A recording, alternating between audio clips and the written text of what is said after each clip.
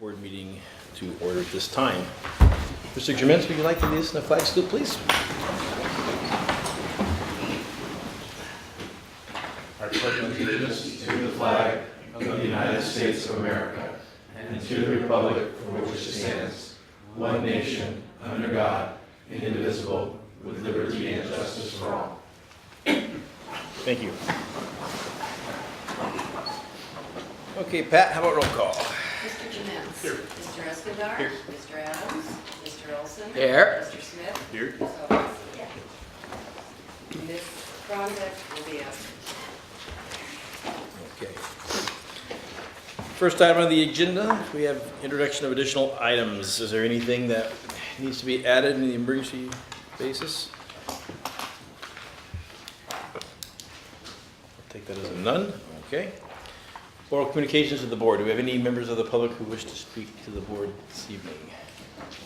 See no known or unknown faces. Okay. So that moves us, board and staff. Okay, we will have no response there. No response to no comments. Yes. Moves us to the consent calendar. There's two items on the consent calendar. We have the minutes, and we have the approval of the $450,000 contract with KEMA for the Green Home House calls. Do I have a motion on the consent calendar? I have a. Well, we'll take a motion, we'll go with discussion. All right, motion? Oh, anybody want to pull anything off? Okay. Okay, do I have a second? Now, any discussion? Consent calendar? Yeah. I have a correction for the minutes. Mm-hmm. And under comments and requests from board members, Yes. it says Ms. Hoganesian commented that the MWD watershed was incredibly informative and thanks staff. I was not in attendance for the MWD watershed, but I was commending the Bay Delta study session. Ooh, okay. Thank you for catching that. Okay. I have a question on the approval for the $450,000 contract with KEMA for the Green Home House Call Services. Last meeting, we got a 200-page document on Copper Mountain, and I was wondering what kind of a deal memo we ended up negotiating with Southern California Gas on the $450,000 reimbursement. Are we again looking at some 200-page document, or is this simply a one-page deal memo that takes care of all our responsibilities and obligations so we get reimbursed? The latter, but I'll let Ms. Meyer believe she's here. Maybe the lawyer can. I think Mr. Flores is going to take this one. Just here. He did it. He did. I'm Joe Flores with Customer Service and Marketing. We actually have two instruments that we use for this agreement. One is a non-disclosure agreement so that we can share information about our mutual customers. And the other is an agreement that puts us in charge of implementing these services, and they provide a reimbursement. It's about a 12-page contract. And the NDA is what, a one-page? The NDA is about 3 pages. So there aren't too many complications in the reimbursement side of this? No. As a matter of fact, we've had an ongoing relationship with the Southern California Gas Company since the beginning of this program 3 years ago. So the contracts have matured as our relationship has matured, and so we've added additional details as we've gone along. And so every year we review it, and we most primarily just change the scope of work. We added the additional services, the compensation schedule, and the deliverables that are required from us, and we're ready to go. Thank you. Anybody else, any questions? Yes. In regards to the KEMA contract, this is what are two contractors who use? Who's the other contractor? The name of the contractor is Sierra Weatherization, but they go by a DBA of 12 Enterprises. So would we have to go through the same process of, they're going to be also working on these Southern California gas measures as well, right? The additional programs. So would we then also be receiving as a board something increasing the amounts for them as well? No, you will not. What we did, the reason that you have this in front of you is that we didn't estimate in our budgeting for this fiscal year, including the additional services that we came up with as an agreement with the gas company. And so even though we're going to be reimbursed for the money that we're going to be investing, we need the authorization to go ahead and pay them up front. And so we had enough funds within our budget to pay that contractor, I see. and now we need the additional funds to pay the second I contractor. Okay. And I'm curious, what are the new measures that Southern California has put out that we're going to be offering? The new services primarily are what's called a blower door test and air sealing. And that is a way to be able to measure how much of your air conditioning and heating is escaping from your home, either through the ceiling or through the basement or through the doors or windows. And we're going to be sealing all of those up so that it's kind of complies with the more modern standards. Is it sort of a pressure test type thing? It's a pressure test used by the blower door. What they do is they use an exterior door, they open it up, they put a false door with a large fan in there, and then you pressurize it to a certain level that's standard throughout the industry, and then you can measure exactly how much air is infiltrating into the home, and then you go through the air sealing process, and then you run the test again, and you can see the decrease in the amount of air that is coming into the home. I'm sorry, I didn't mean to interrupt you. Apologies. Go ahead, Nancy. No, I'm good. So that's the bulk of it. There's some additional minor services that are going to be in there as well, such as insulating hot water pipes, doing some safety testing on some of the gas appliances, and what's called a thermostatic shower valve. Most people, when they want to take a shower in the morning, they turn on hot water. It takes a while for the hot water to get there, so they walk around and do something else. What this will do is as soon as it gets hot, it'll turn the water to a trickle, and so when you're ready to get in, you just push the button and it turns on again. So it's a water saving as well as gas saving. It's pretty fancy. Right? Any further questions?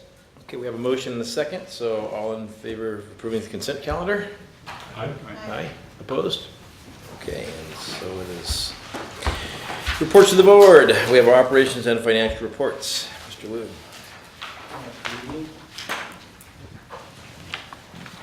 I'm Bob Liu, I'm the CFO here, and I will be giving the October financial report update. The net income for October, $2 million. It was a good month. And how we got there was, well, let me start from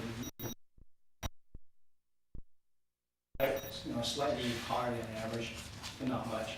And our sales for the month are relatively slightly higher than average. Biggest savings was in the power supply expense transmission line. That line there is that item's about $1.7 million under the budget. And of the $1.7 million, $1.5 million can be attributed to either true-ups, refinancing or reorganization of debt. When I say true-up, for those of you that haven't been there before, a true-up is basically, well, in our joint projects, we pay the projects according to a monthly set schedule. And at the end of the year, the cost that you would have incurred that year could actually, will be different than what we actually pay, because it's just paid on a set schedule. So basically, it's a reconciliation between what we paid and the actual cost for that year. So in this case, we have a true-up from IPD that's higher than budget by $1 million. So they wrote us a check for $1 million. If it went the other way, our costs will hardly write down the check. Okay. In this case, part of $1.7 million was a $1 million one-time event for IPD. Another event item was in the Atlanta Meet Phoenix project. That project, we did receive a credit of about $350,000 a month for this. And this 350 has been going on all year and will continue to go on for the rest of the year. It was basically, we managed to basically use some debt reserves to pay for some interest or for the cost. So we pulled it out, so we were able to use debt service reserve. So we got a credit for that. So that will be for the year roughly about $350,000, about $4 million this year we'll receive from that. The other item is the NPP refinancing we did last year. So we'll save about $150,000 a month, and this will be recurring. The other two items were not recurring, but the NPP item will be recurring. So we'll get $150,000 savings, and it'll just go on indefinitely. So that really accounts for the $2 million that were better than budget in terms of net income. For the year, our net income was about $10.5 million, and it's about $5.5 million better than the budget. And that's a result of savings also. But in terms of the our load is down about 2% from what we had budgeted for the year, mostly due to conservation. The power supply expense is actually about $5.5 million below our budget, and mostly composed of the items I previously mentioned: $1 million from IPP, $1.4 million from the Latham Phoenix project. I think roughly about $600,000 from MPP. So that of the $5.5 million, that's below budget. $3 million is from those items, and the other remaining $2 million is from the decrease in load and some organizational power supply efficiencies.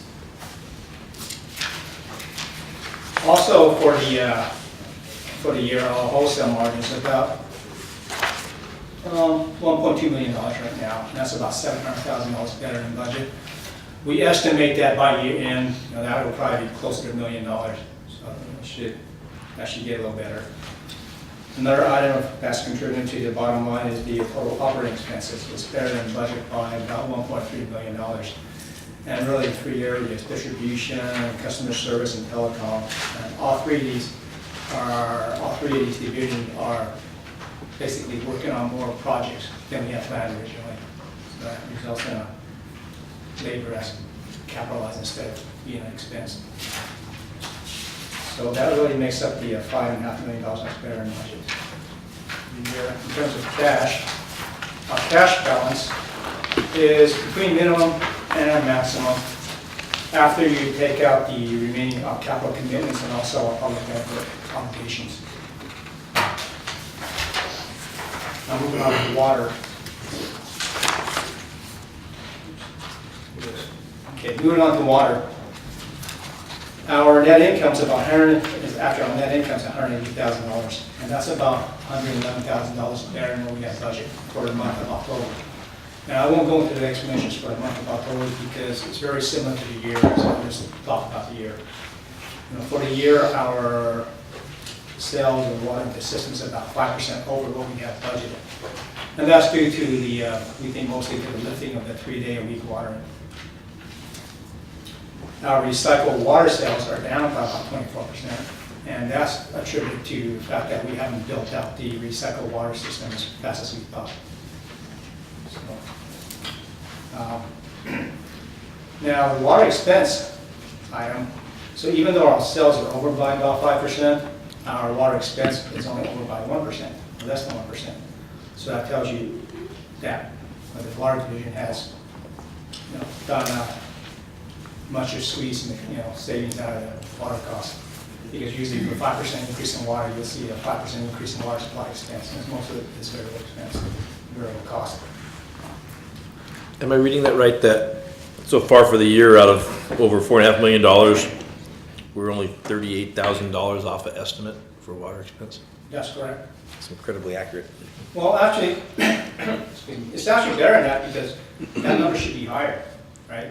Because our sales are higher by 5%. So if But I'm just saying the projection is so dead on, it's incredible. Out of that much money. And also the water division has contributed, basically their operating expenses are also better than budget by $122,000. So that's really what comprises that. So on net income, on net income is about 1.6, 1.7 million, and about $220,000 better than budget. Open up for questions. Oh, excuse me, let me finish the water cash balance. The cash balance, after you take out capital commitments and public benefits obligations, is about $11.2 million, somewhere between right in the middle between our recommended and minimum reserves. And with that, I'm finished with my report. Questions, yes, go ahead. I wanted to ask about, maybe it's a strategic question with respect to reserves. I know that we went before council, I guess a month or two ago, and got a change in the reserve policy, but our financial performance as a utility under Mr. Davis has always been, outstanding, and we continue to show an improvement against budget as we are now, with you saying the 5 million on the electric side. And I was wondering if we are able to continue to have our reserves meeting our recommended standards and we have additional revenues, are we able to use that money to pay down our debt, or would we be more inclined to use that money to put toward capital expenditures and then take the bond funds that we might have available and continue to invest that so that we offset the interest on the bonds? How would you be doing that if in fact you had met your reserve requirements and had additional monies available in a discretionary manner? I think it would depend on the capital projects that would come out. And really to retire bonds, I mean, it's not that unless you have, some of the bonds like $100 million, right? So really, it's a little difficult to retire a portion of that. So I would most likely use it for capital. I mean, it kind of depends. I mean, part of it could be, if you have excess cash, you might have less pressure on rates, right? So that could be an alternative there. But right now, if you're asking me what if question, what if I had that much money and what would we do with it? But paying down a portion of the bond was not really a viable option? Well, yeah, it is viable. Well, there are certain items we can pay off, but right now our debt is so low, we just got refinancing a lot of these that it might be better not to use that cash elsewhere. But yes, it certainly is an option. But the idea of reducing the pressure on rates, I mean, that doesn't seem to be, I mean, we need, if we have increases planned for, say, renewables, those things are going to be necessary year in and year out for several years, right? So I don't think, it would be more likely to me that we would use the money for other purposes. Well, Mr. Olson, you may recall we've done some of both. We have funded capital projects with cash flow, and we had cash get up to recommended reserves, but that doesn't happen very often. The other thing we do with the cash is we do defer rate increases. You may recall we frequently ask you, can we phase something in so that the rate increases are littler? When you have a cost that say is $5 million a year and you raise rates $2 million, well, you know you're going to burn 3, right? And we've done that together, you and I don't know, 7, 8, 9 times, where we know we've got a cost that's 5 and we'll just raise rates a portion of that, and then next year do some more. Right? So rate ramps have become very common by the board and council, and so we've used cash to do rate ramps. It's been a good practice. It's helped keep our staff sharp for controlling costs and mitigate rate shock to consumers. So using it for rates has been the primary thing we've done with extra cash. Okay, thank you. Anybody else have questions? A question on the operations report. Move on to that, I was wondering there's an outage on the flower feeder F2, and I was just wondering, a couple of them actually, I was wondering, is that on the converted 12 kV portion, or is that the older unconverted portion? Mr. Someone or Mr. Recker?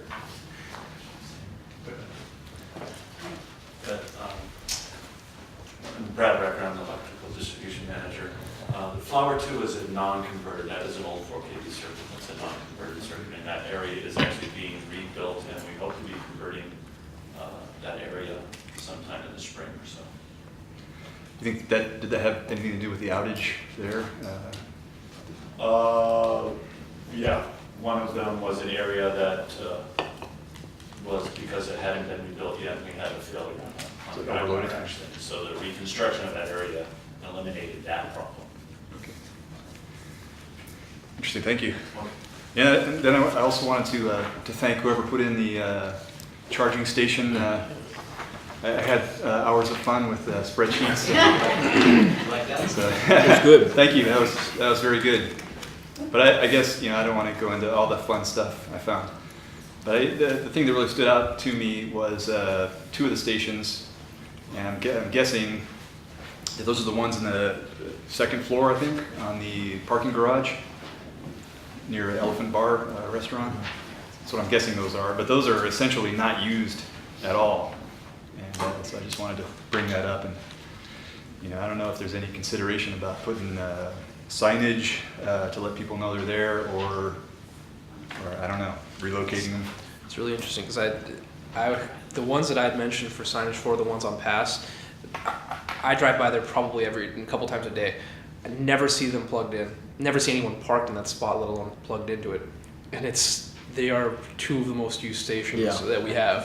So it's completely backwards to what I would have thought, and I would have thought those closer by the mall would have been somewhere up there. So and the fact that we're going through this and learning as much as we're learning is incredible. But it's definitely a good experiment. Yeah, it looks like somebody's using that one on Pass Avenue on a daily basis. I wouldn't be surprised if the Wasn't it hotels just similar taking their between cars. one, like one's next to each other, one's a little high, one's not as high, so yeah.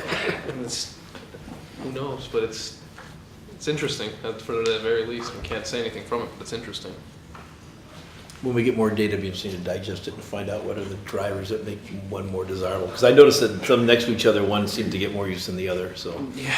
it's, is it easier to park in, sought first? It'd be interesting maybe down the line, survey the businesses in that particular, around this particular stations and see what kind of, if those, I think, what's the cafe that's by these on Pass, I think the breakfast place called BB's or something like that. It's a fairly modern place, and I would be surprised if a lot of the crowd that goes there utilize these stations on the weekends, but maybe do a survey of those way down the line to see of the different, where people are going and what they like. But it's cool. Good to see. Yeah, it's good to see, and it's cool to see the least. It's interesting. Within the legislative part of the operating report, there was a reference to wind power being a mature industry and the recommendation that the wind PTC be made obsolete, which I'm assuming means some kind of grants that are available to wind powered and so on. I was wondering whether or not, if that came about, if that would have any impact on any future renewable projects that we might be looking at that could conceivably be derailed if the funding, which I'm assuming that's a funding matter, but somebody will have to clarify that for me. But that was my assumption. If the funding for wind does not continue, whether that would have any impact on any future projects that we might be looking at. Well, you may recall you just approved a rather large project that pretty well fills Burbank up unless we lose or want to restructure our portfolio. I think Mr. Fletcher and Mr. Blevins only have a couple % left, and we may do some local solar projects that might take the rest of it, or a small geothermal. So right now we're not contemplating wind for anything, but it is just simply true. The wind industry is getting mature, and the idea of these helps is to make industries happen, not to carry them forever. So whether it's PV support or wind support, the idea is to do market pull and then back off of the money spent to subsidize them. So it's hard to argue totally that it's been a failure. It's also, it's tough in a tight budget to argue it should continue. I think that's all it is. It's just the realities of tight federal budgets, and everyone goes back and argues, and I assure you the wind industry will argue hard to keep that subsidy, but I don't know that it'll change anything for us. Maybe Mr. Fletcher would disagree or want to add to that. No, there's not much effect on us. We are virtually at our 43%. Good. Yeah, sorry to go back, but I missed one question. On the charging station rates, to make sure my data is correct, are they charged by fraction of the hour, or is it for full hour blocks? Full hour blocks. Okay, so you go into the second hour, 10 minutes, you're charged for the full second hour. Yeah, I believe so. Let me clarify that for you. Is that as long as you're hooked up, or if your battery's pulling a charge? If your battery tops off, does it count anytime you're hooked up? I mean, if you leave it all day long, do they keep charging, or only the hours that you... Like myself. I think you're, as long as you're connected, I think you're. Even if it's not pulling a Yeah, charge? 'cause that's the incentive is that you want the guy to move his car. That's what I'm wondering about. Yeah. When you said the business, I wondered if the business owner's parking every day, but I thought it'd be costly unless you charge for an hour, then It it was tops one of off. the lessons learned from the last EV Spirit was the head of the Cal EDC said, for crying out loud, don't give it away.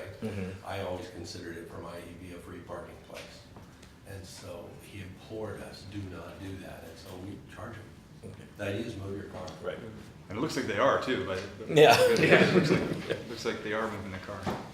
What you would hope to see, I think, is not, the appeal to the gas hybrid guy who's looking for a cheap deal or a free deal, but an appeal to the electric vehicle who's coming just to stop and use a store, and they may only be there for an hour, but for half an hour, they plug in and get some juice to Right. boost the battery back up a bit before they move on to their next stop. And so ideally, it's just that we're gonna keep getting little shots. So what we should see in the data is more of these short-term parking events. That would be our hope, rather than long-term events. We'll see what the data does, but if we're getting the true VE user, it should be that, a half hour here, an hour and a half there. That's the hope. I realize that the data, we are trying not to read too much into it to make sure that Mr. Davis doesn't get out of his chair.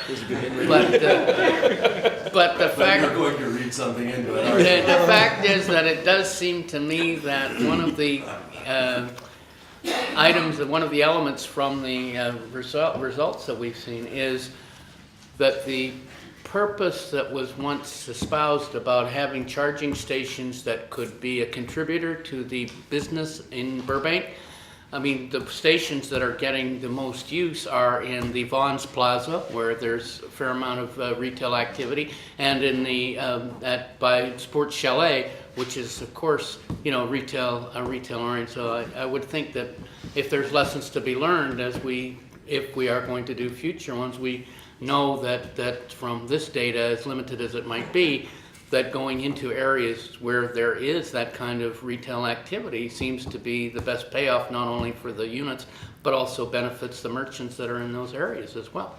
And I think that was part of the purpose of the installations, was to determine something of that nature, right? That's correct. In fact, we were challenged by the one that you mentioned at the Elephant Bar, the second story one, was the idea there was, well, we would get the longer term chargers once they found it. They would go there because it's going to be available and you pick up long-term chargers and you're just not seeing it. Yeah, So found it. our intent is leave it and we'll see if that ever materializes. That's one of the theories people said, is those ones that aren't the retail drop-by stuff, which is primarily what you did. You wanted at least one that wasn't, to see if the people who wanted to charge longer would find it and use it. So far, not. Doesn't mean we won't, it's just because there's not much product out there.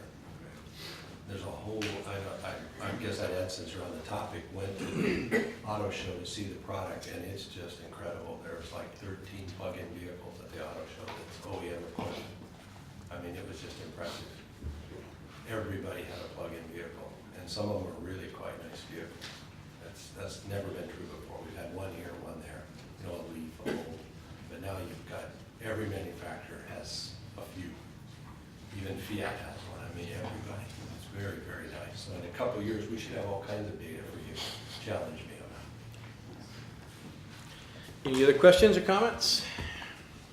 Okay, then we will go ahead and move on. So next we have the agreement with Lair Associates, Lair Architects, LA actually be the proper name, to provide the final architectural design and engineering services for the Alameda Hollywood Way substation restoration project, which. Good evening, Chair Adams and the Burbank Burbank Water Design and Power Board. My name is Tim Howe. Back on September 6th, the board approved the staff's recommended schematic design and scope of work for the Alameda Hollywood Way substation site restoration. This included completing the full design of the project site, as well as the adjacent 134 freeway side slopes, with the intent to construct, during the construction phase, the former substation site only. Subsequent to board approval, the project was presented to the Sustainable Burbank Commission on September 17th and to the Planning Board on October 8th. Finally, City Council approved the staff recommended schematic design and scope of work on October 16th.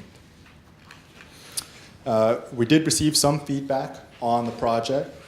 That included feedback regarding the tree palette, specifically palm trees within that palette, which were received at the Sustainable Burbank Commission, as well as I understand, at the BWP board meetings as well. We will be integrating those comments into the design development phase, possibly substituting some or all of the palm trees with an alternate low-maintenance tree. That will be considered. In addition, staff is developing an action plan to collaborate with the Burbank community as well as with other city departments to define the medium and message of the graphic branding and the art branding opportunities. Staff will return to the board as well as to City Council with recommendations from this process for direction. I'll go over the anticipated schedule as well. Why Layer Architects? Staff's intent with the original request for proposals process way back when was to select an architectural firm that could successfully complete full design of the project all the way through to the end of construction. Throughout the initial phase of the project, working with Layer Architects, they've consistently demonstrated their design expertise, their thoughtful responsiveness, and adaptability, all while successfully performing within budget. For these reasons, staff has determined that Layer is best suited to complete the final phase of design. The anticipated schedule for the project moving forward would be to start design development phase and branding development during December and January the next year. The next phase after that would be for the design team to deliver and for staff to present the final design development and branding for approval in the spring, April. We would, upon approval, commence construction documents and then move into finalizing construction bid and document and specifications in July, with the intent to publish the bids and go out to bid and select a general contractor by the end of summer, August 2013, with the anticipation to commence construction by next fall. The existing total design and construction budget for the project is $1.5 million. This second phase of architectural design and engineering services is a cost of $215,000, which accounts for 14% of the project total cost. This funding was included in the board-approved and city council-approved fiscal year 2012-2013 budget. Staff recommends that board authorize the general manager to execute an agreement for architectural services with Layer Architects, not to exceed $215,000 for the second phase of design services to complete the Alameda Hollywood Way substation site restoration. This concludes my comments. I'm available for any questions. I'm sure there must be questions on this project. I think we beat the questions out of it last time.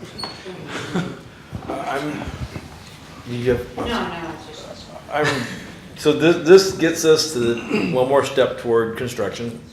We've already had the preliminary design and the different presentations, the colors and trees and everything else.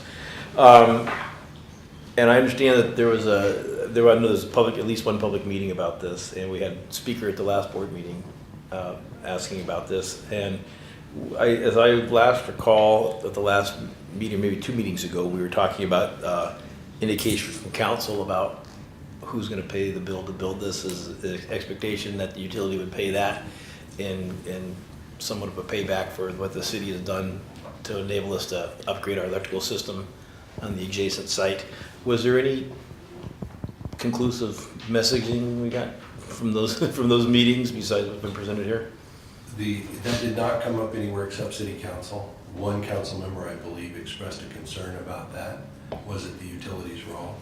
The rest of the council was quite comfortable. The utility ratepayers got a good deal, got a $10 million substation for $1 or $2 million in contribution to the total project. And frankly, they reiterated that we're going to have to spend $750,000, $850,000 anyway, just to do the substation. So it seems a very reasonable thing. You're only spending another, let's assume we spend more than budget, so we find more work to do. Maybe another million over what the utility would have done.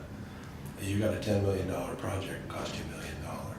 We had one old substation, and one substation was fine. The other one was tired, would be polite. And so we got it replaced. And they typically are $7-8 million a piece for small ones. So we got a $10 million job, and we ultimately will pay $1 to $2 million out of repair pockets for it. That's a pretty good deal, and 4 of the 5 council very much agree with it. And the notion all along for the project was that this would be the arrangement. That was the idea from day one. Right, so we went in knowing that we would get a larger benefit, but we'd have some share in the final project at the end in compensation for that.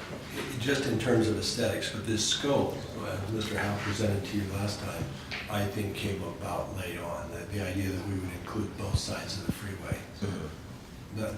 That was an expansion of scope. Right. Correct.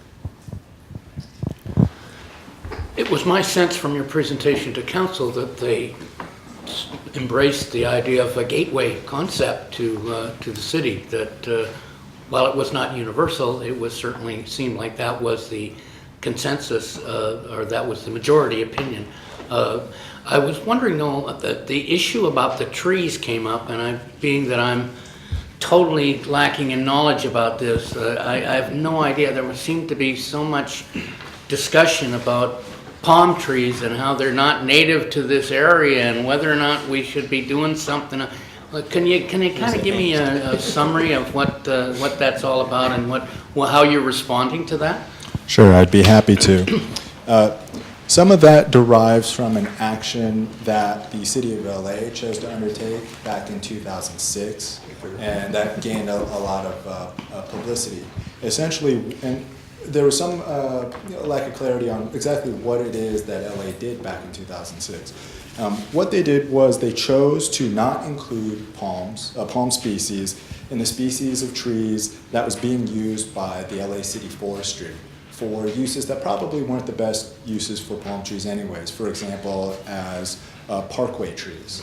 Palms, as everyone knows, not really a shade tree. And because they're not really a shade tree, they don't address the urban heat island effect, which is an issue that's gained a lot of prominence in terms of addressing things like, what do you put next to sidewalks where people walk? Related to this project, this is a bit of a different project because we're not shading sidewalks where people are walking. We're not installing a park for folks to sit and enjoy.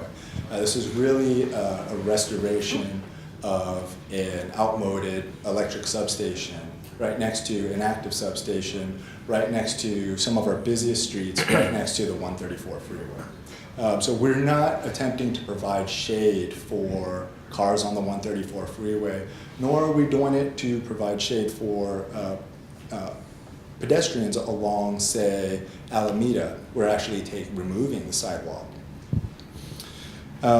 So the comments regarding the palm trees centered around a lot of the issues related to urban heat island effect. The goal of this project has always been to address the beautification through a landscape solution. And we believe we're doing that not only essentially with our plant palette, not just our tree palette, but with our plant palette.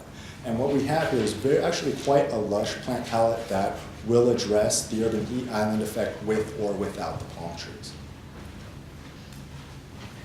One question I had relating to the scope of work, permitting and things like that with Caltrans, and can you touch on that a little bit? I know that we got held up a little bit going under the 134 by Johnny Carson Park because of the scope of this project is much greater than just running our pipe underneath the freeway over there. Did you anticipate that in part of the timeline, or can you tell me what kind of liaison we have? And are they really buddy-buddy with us, or can we? Absolutely. I think I'd run out of paper if I put on here the total possible anticipated delays from Caltrans. But we did factor that in here. Essentially what we've done for this project is we've taken a lot of the lessons learned throughout the city with projects that have involved Caltrans and brought them on very early. Our very first project meeting, if you recall, was with Caltrans staff. And we got everyone involved in that meeting that we knew we would need all the way down to final approvals to actually go ahead and construct this. So our goal here would be to continue having that ongoing relationship with them and continuing submittals to them to get approvals. what we understand from meeting with them and discussing the project with them is that this would, for the most part, fall under basically a plan check for Caltrans. It's similar to when folks come to the city's building department, come in and get plan checks. That is the process that we're anticipating. We are anticipating that that will obviously take several months, and we factored that in. Okay. Good, thank you. Any other comments? I just have a question about the schedule. So you have present and deliver final design development March 2013. And I was just wondering what's your plan to present to the same stakeholders that presented to initially?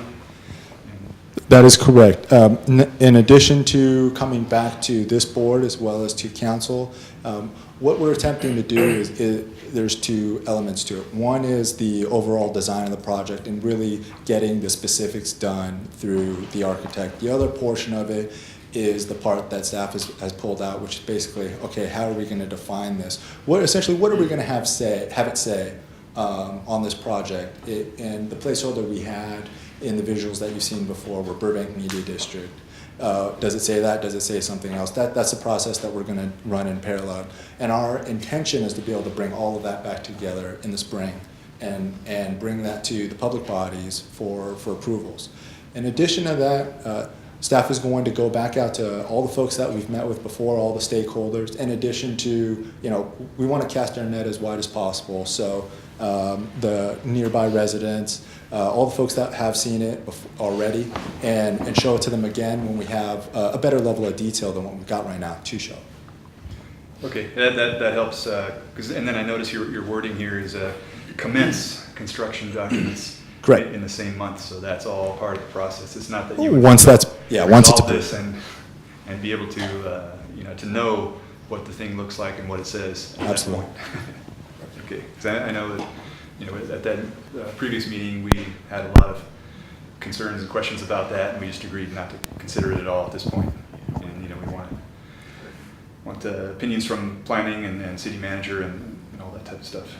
And of course, you'll let us know when you have community meetings or whatever planned for that, for public Absolutely. input or whatever it is, so we can, excellent, cool. Anything else, anybody? Do I have a motion on the floor? I'll make a motion. Do you want the exact language that's on the staff report?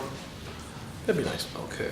I'll make a motion to approve that we authorize the general manager to execute an agreement for architectural services between the city of Burbank and Layer Architects in the amount not to exceed $215,000 for the second phase of architectural design and engineering services to complete the Alameda Hollywood Way substation site restoration. Do I have a second? I'll second. Second. Any further discussion? All in favor? Aye. Opposed? Okay. And so it passes. Okay, next we have 7C, change and extra work order number. Awkward English there. For the annual pavement repair contract with Pavco Construction. Good evening, Mr. Chairman, members of the board. Excuse me. My name is Matt Elsner. I'm a principal civil engineer in the Water Division. Tonight, we're requesting your approval of change order number 2 for the annual paving contract with Pavco Construction. BWP retains an on-call paving contractor to perform pavement restoration since we do not have this particular specialized staff or equipment in-house to perform the work. Pavco Construction, Inc. was awarded the contract on April 16, 2009 under bid schedule 1283. The duration of 1 year with a provision for 3 1-year extensions. Each of the contracted years has a value up to a total of $1,000 contingency. The third and final extension of this contract was executed in August and April of this year, and we're currently preparing documents to go to bid on a new contract. $545,000 of the current contract has been utilized in change order number 1, which added $50,000 to the was executed in November 2012, thus exhausting our 10% contingency. We anticipate $250,000 in paving repairs will will be required before the new contract can be executed. Approval of change order number 2 will result in a total contract value of $800,000 for this contract year. The cost of paving repairs is contained in previously approved capital and O&M budgets. This contract is the mechanism for completing paving work under many projects. Increasing the total value of the contract is required due to increases in the unit cost since 2009 and the amount of work performed by our field crews. We anticipate that the new contract will have a value of $700,000 annually, and that will be sufficient to meet our paving requirements in the future. This new contract will be brought before you for approval in February of 2013. We therefore request your authorization of change in extra work order number 2 for the annual pavement repair contract with Pavco Construction, Inc. under bid schedule 1283. And I'd be happy to answer any questions you might have. I had a couple of questions. So this will carry us, is it for 12 more months, is that right? To No. get us, or not? Through April of next I was going to say, year. because it's not as much money we've been spending per year, right? So Correct. So it'll carry us until we have a new contract award and in place. And the vendors willing to continue their prices, or at least yes. their prices plus whatever adjustment seems to be reasonable? No, the current contract has a provision for increasing costs only when the contract is renewed in April. So he's willing to continue under the current Under the unit current cost. terms? Yes. And we're happy with this service, and we have to have a service of this kind in place one way or the other, or We we do, can't yes. function. And he's been performing this work for about 17 years in the city. He's been consistently the low bidder? Yes. Okay. Matt, has the responsibility for this, managing this contract, is it now in the hands of the water department, or has it always been in the water department? Because I'm wondering, what about the internal billing? Is that your job to make sure that electric and fiber and Burbank 1 and that all pay their fair share of these paving contracts? And As long as I've been here, it's been in the water division. I believe it's been for its entirety because we do most of the work digging up the streets. We use the majority of the contract. We are responsible for billing and confirming quantities. The water division is. It really isn't a problem with coordinating with the other divisions. With the new work order system, we just attach the work order to the work and the bills when they come through, and goes to the right accounts. there was at one point considerable discussion with Public Works on how they were mandating certain requirements that we had once we dug up a street. And are those discussions still ongoing, or has anything been resolved in that regard? Well, they are still ongoing, but I believe our relationship is better. We communicate a lot more effectively with the Public Works Department. Plus, we try to coordinate using the citywide paving and projects maps. So we try to coordinate with all the other departments too, so that we're not digging up a street right after it's paved. Couple questions that I had, and bouncing off that same subject. In the staff report, you mentioned that there is significant, Public Works will make exceptions to the requirements that they have here and there. Can you tell me, just off the top of your head, I know it's not science, but what the percentage of success that we have with them making exceptions to the requirements? Would you say about half the time when we need exceptions, they make the exceptions, or? I would say half the time when we need exceptions and they're warranted. I mean, if we happen to have to dig in a brand new street for a maintenance or something that failed, right, that's a fair. The pavements are, the requirements will be pretty extensive, right, but it's for the best for the city in that case. And one other question. I mean, this is kind of going a little bit of a stretch here, and I don't know construction costs, and I don't know these types of things, but over the course of, I mean, just from the chart that you have from 2006 to present day, I mean, it's millions of dollars that we've spent right on this particular contract. What's the cost? I mean, you probably might not even know, but can you ballpark what the cost would be if we were to have gone out and procured the equipment and hired the staff to do this in-house? I mean, is that even something that after the course of a certain number of years might be a payback if we were to want to assume that type of responsibility and be in that business? I don't believe so, because we have it's a tough contract for the contractor because we have the work is so intermittent. Mm-hmm. You know, we'll gather up a bunch of services and say we do one service every 2 weeks or something like that, then he's got to go and send a crew out there for a couple days, once every 2 weeks. So he tries to bulk the project together. I don't believe we could do it in-house cost effectively. Okay. Thank you. Is this work audited or supervised on a regular basis? Is that part of normal operating routine? Yes. Basically, we are inspected by the Public Works Department, the work itself. In addition, our survey crews go out and measure quantities before and after, and actually they're the ones who issue the work orders, which explains where the work is, what type of pavement has to be replaced, other things. So there's a little bit of that work going on. Okay, and you said that their services are competitive? Yes, they've consistently won the bid, so we'll see this time. And that's on a yearly basis, so it's opened up for bid on a yearly No, basis? once every 4 years. Every 4 years, okay. It's Unless 1 we year with choose- 3 renewals. 1 year with 3 year renewals. If the contractor were to perform poorly, we have do the it. option of rebidding. Okay, thank you. Any further questions? Do I have a motion?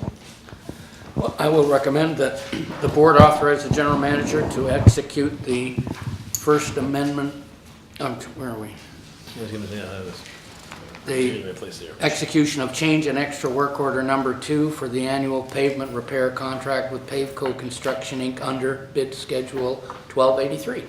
Have a second. I'll second. Any further discussion? Okay, all in favor? Aye. Opposed? Okay. Carries, congratulations. You have your paving. Okay, Let there not be potholes. that's right. At least not where the water lines are. Okay, we're on item 7D, which is the approval of a First Amendment to the Professional Services Agreement with SAIC to provide owner's engineer support to Burbank Water and Power for the integrated automated dispatch system. And that was a mouthful, so perhaps you can explain exactly what we're getting for our money. I'm going to do that. Good evening, Board. My name is Scott Mello. I'm Principal Electrical Engineer for Power Supply here at BWP.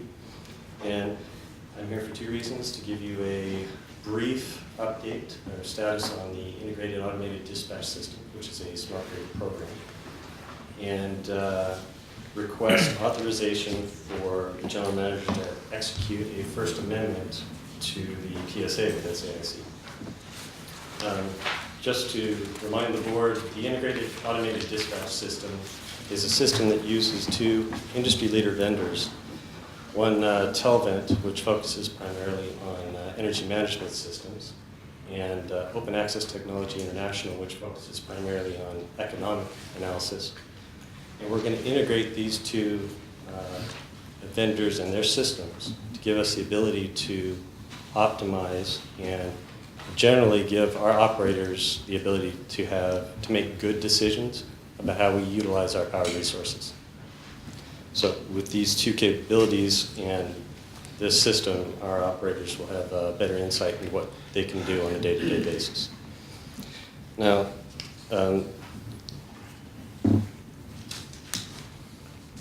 up to this point on the project, we've had no change orders.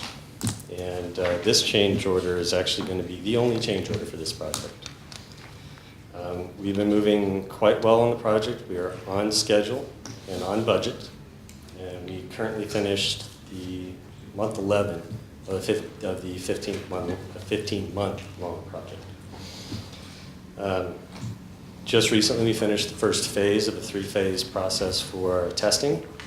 This first phase verified that the individual systems, once implemented on our presence, on our site, were working correctly. The next step would be the integration process, where we verify that the two systems can communicate together.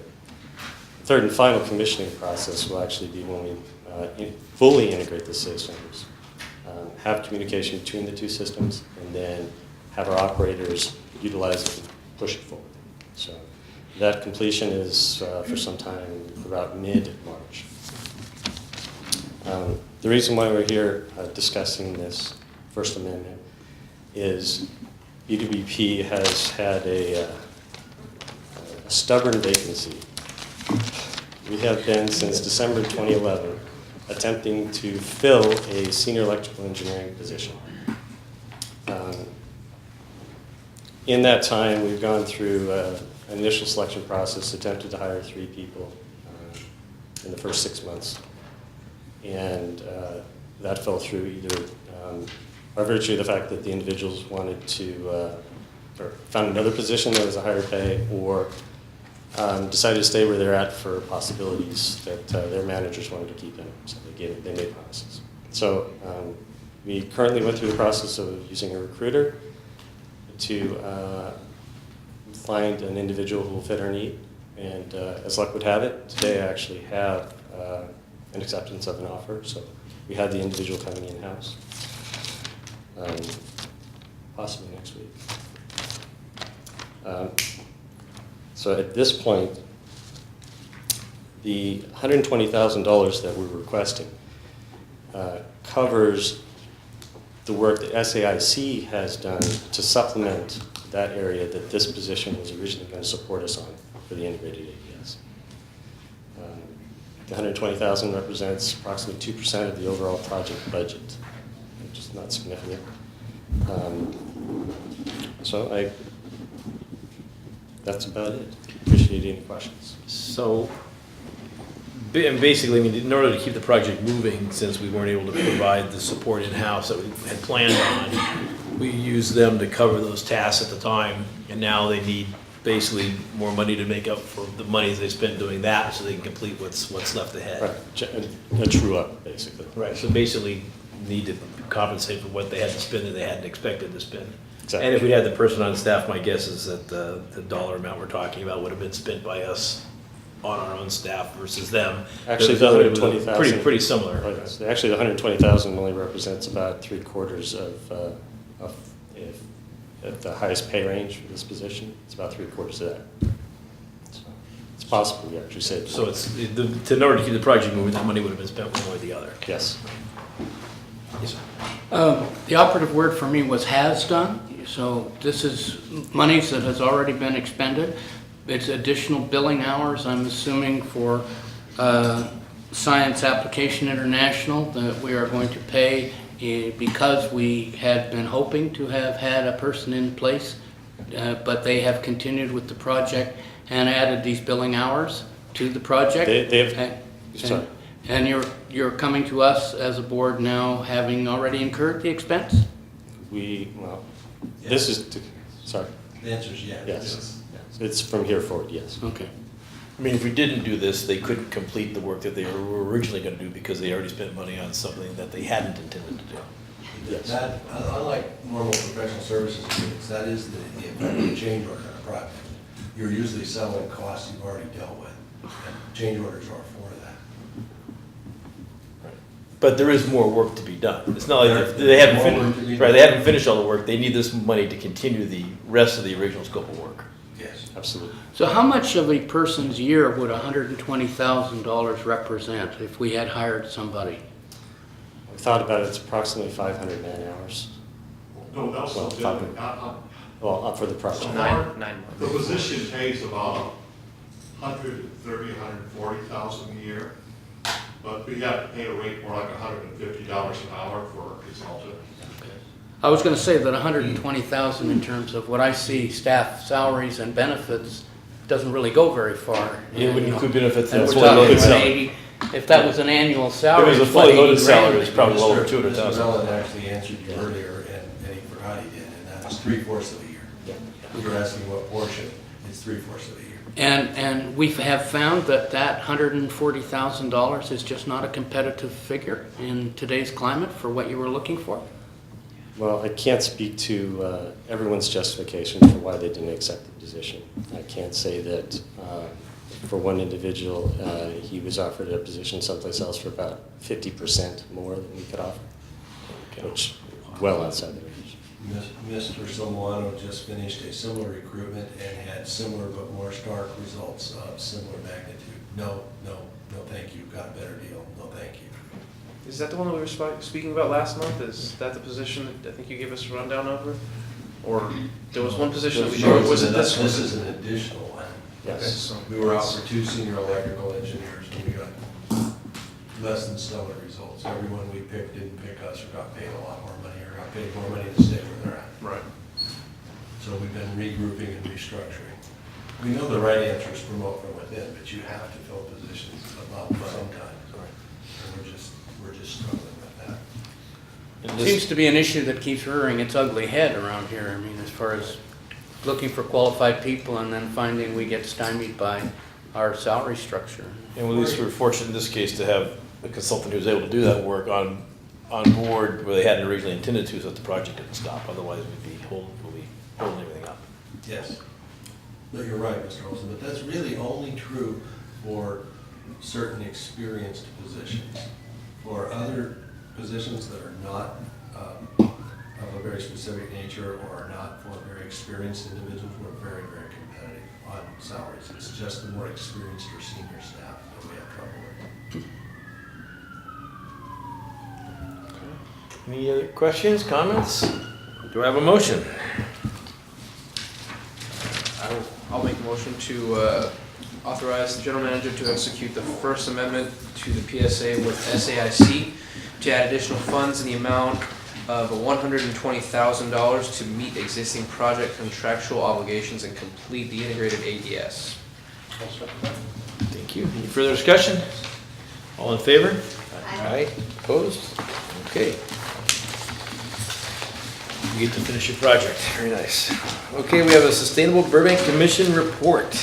I was out of town, Ms. Meyer bailing me out for this one as well, and I promise I'll be out the next month. So. And happy to bail you out anytime. Jeanette Meyer. Should I pick this up or am I loud enough? You're quite loud. I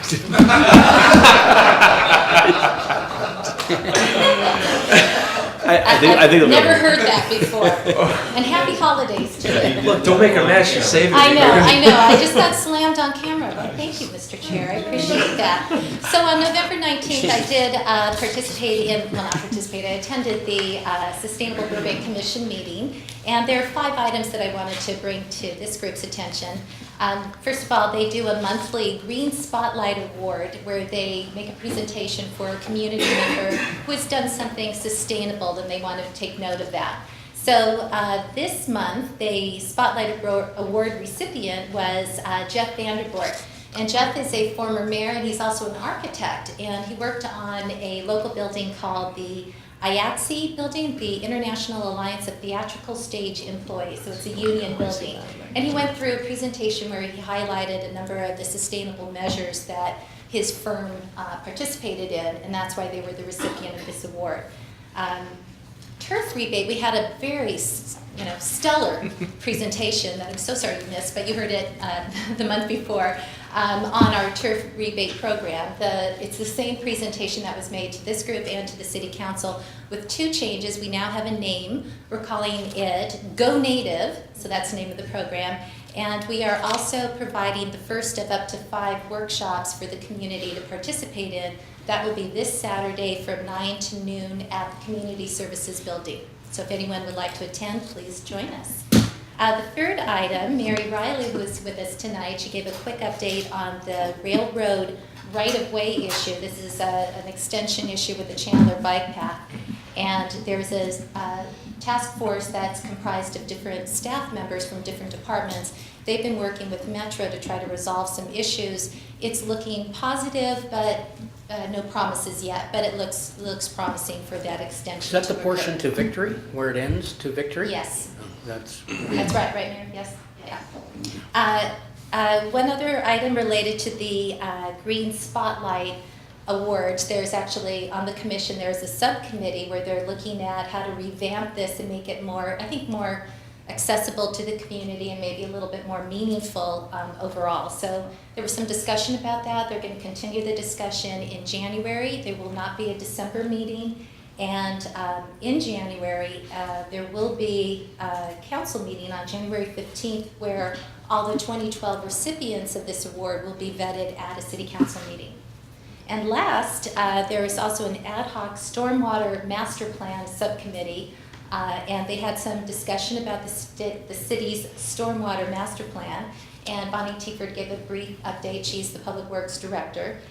Stakeholder meetings are being tentatively scheduled for mid-January, And then a member of the Sustainable Burbank Commission, James Smith, had a request for an update on the Urban Watershed Planning and Integrated Regional Water Master Plan, which he kept calling the RWIP, which sounded like earwig when he said it. There was a lot of confusion around the table, but I reached out to Bill Mace on this issue, so at some point we may be able to provide some updates on what's happening on that front. And that's the update. Thank you for that. My Thanks for Questions? pleasure. On the Go Native, now it's called, the workshops. Yes. I remember when you presented the turf rebate plan, there's the rules about, you have to have your new landscape for 5 years, and Right. so is part of the purpose of that to make sure that people understand, because it's a little complicated, and the commitments have to be really thoroughly understood when you go into that. The workshops are actually open to anybody in the community who wants to attend. If they're not interested in the Go Native program at all, if they just want some information. So we're going to talk a little bit about the program and the parameters of the program and how to comply with it, but it's also going to be a much broader emphasis of Just about the plant selection. about plant Okay. selection, about irrigation, about how do you kill lawn. Like, you're going to do a turf removal. How do you do that? What's the best methodology to do so? How long does it take? Time frames. When is it? It's looking to be a very comprehensive workshop.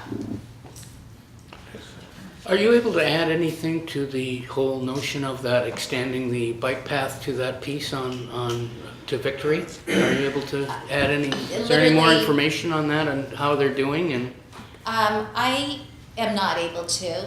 There was discussion about what is happening within that process, and there was some caution by Bonnie Tieford to the group that perhaps we should have more information come back when things are a little bit more evolved. That there are negotiations, there's discussions going on right now. Things look promising, but the city and Metro are co-owners of that parcel. is it Metro that owns that piece of? Co-owns it with the city of Burbank. So it's a little premature at this point. I can just add, we discovered there's a little bit more of the bike path that the city has total control over and the railroad has absolutely no rights to. So that was exciting. We'll take whatever we can get. We still have another piece to get to Victory, and what we're trying to do is eliminate any rights that the railroad has. And believe it or not, the city and Metro own the other side of Victory up to, it's quite a bit up before the spur happens. And so the goal is to extend the bike path on the other side of Victory so that it can connect to the San Fernando, line, that it's actually going to go all the way up to Sylmar. So it's a crucial piece to continue. So we're hopeful. I mean, there's agreements that people just have forgotten to read. That never happens. No. Thanks. Thank you. Thanks, Jen. Okay, where are we here? We have comments and requests from board members. I have just a quick comment, and I know it's not Water Power's printing of the inserts, but it would be nice if the city could get them to you faster so that when they get to the customer, most of the things aren't already passed. I imagine the phone staff probably gets some calls on that too. So I don't know if you could do anything to get to the city to. It's a perennial problem, and we're hoping as we move to our calendar billing, we can do better than cycle day billing. But cycle day billing and inserts have been a calendar problem for us for years and years and years. And we work on it, but there seems to always be that depending on which cycle day you're in, you get useless information in your stuff in your utility bill, and it's irritating to the consumer. So we will work on it, sir. Thank you.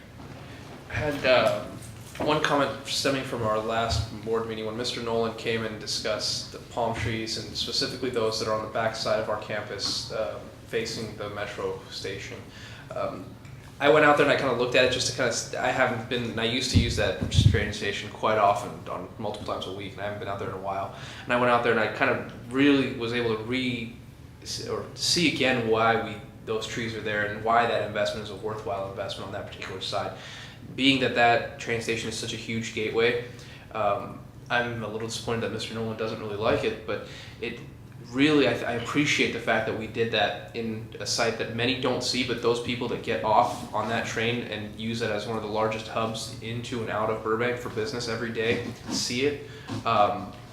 So, I mean, those that don't see it on a regular basis are probably those that live in the city and don't quite commute in and out through the train station, but it's, I did go out and see it, and I think it was pretty impressive, and, you know, I've seen it before, but too bad that he doesn't appreciate it, so just wanted to put that out Didn't we there. receive a landscape award for, as part of the project? Wasn't there a specific award about the landscaping along the site? Oh yeah, we won the LA County Landscape Project of the Year award for the work along Magnolia and that. Yeah, that watershed. And so we did, and it was done very much for the reason that Mr. Escondar mentioned, that was along the Whoosh, we picked species to fit in with that station. And that station has those same palms. And so not by accident, we continued the theme so that when people use the station, they see a consistent landscape like it was thoughtfully done. Right. That's not by accident. And then to integrate natives, we put the sycamores in between the palms. It looks So good. we tried to do both. Right. Go native and integrate with that landscape. That usage, I like that. Yes, sir. I managed to attend the first town hall meeting on the Wednesday, and there was a little bit of BWP stuff, but as the meetings went on, what I read was that there was more and more comments about BWP, and I wonder if you could, Mr. Davis, maybe give us the Cliff Notes version of certainly the 3 town hall meetings and how BWP became, you know, what the issues were that were brought up with respect to the utility. I'll try to remember that Ms. Meyer was there. She might add to it if I blow it and forget a few. The primary issues for BWP centered around billing, some simple billing information, which we do communication on. That was an individual thought that we don't have electronic billing and should, and so we responded we do, and in fact we have goals to increase it every year, and we advertise and promote it and communicate about it. But we also reported that we're at about 30% in different forms of billing, and we will continue to promote that. So we had that come up. We had issues about water and electric rates the most. There is a perception that electric rates had gone up a lot in the last several years, more than inflation, substantially more than inflation. That was a recurrent theme. And so we probably need to do a better job of communicating to the city that that's just not the case. As you know, that in fact electric rates have gone up less than inflation over the last 10, 12 years. So in real terms, electric rates are lower today than they were in 1999. But there's a perception, I think, because the newspaper carries when rates go up for Edison, when rates go up for Glendale or Pasadena, when rates go up in Burbank, when now rates go up for LA. And so if you see a 5% in LA, you see a 5.7 in Glendale, you just assume the 5.7 happened in Burbank. And yet, the last few years, it's been 0, 1.7, you know, 0. It has not been large. But folks nonetheless have the perception that if it happened in Edison, it must have happened here, or if it happened, you know, somewhere.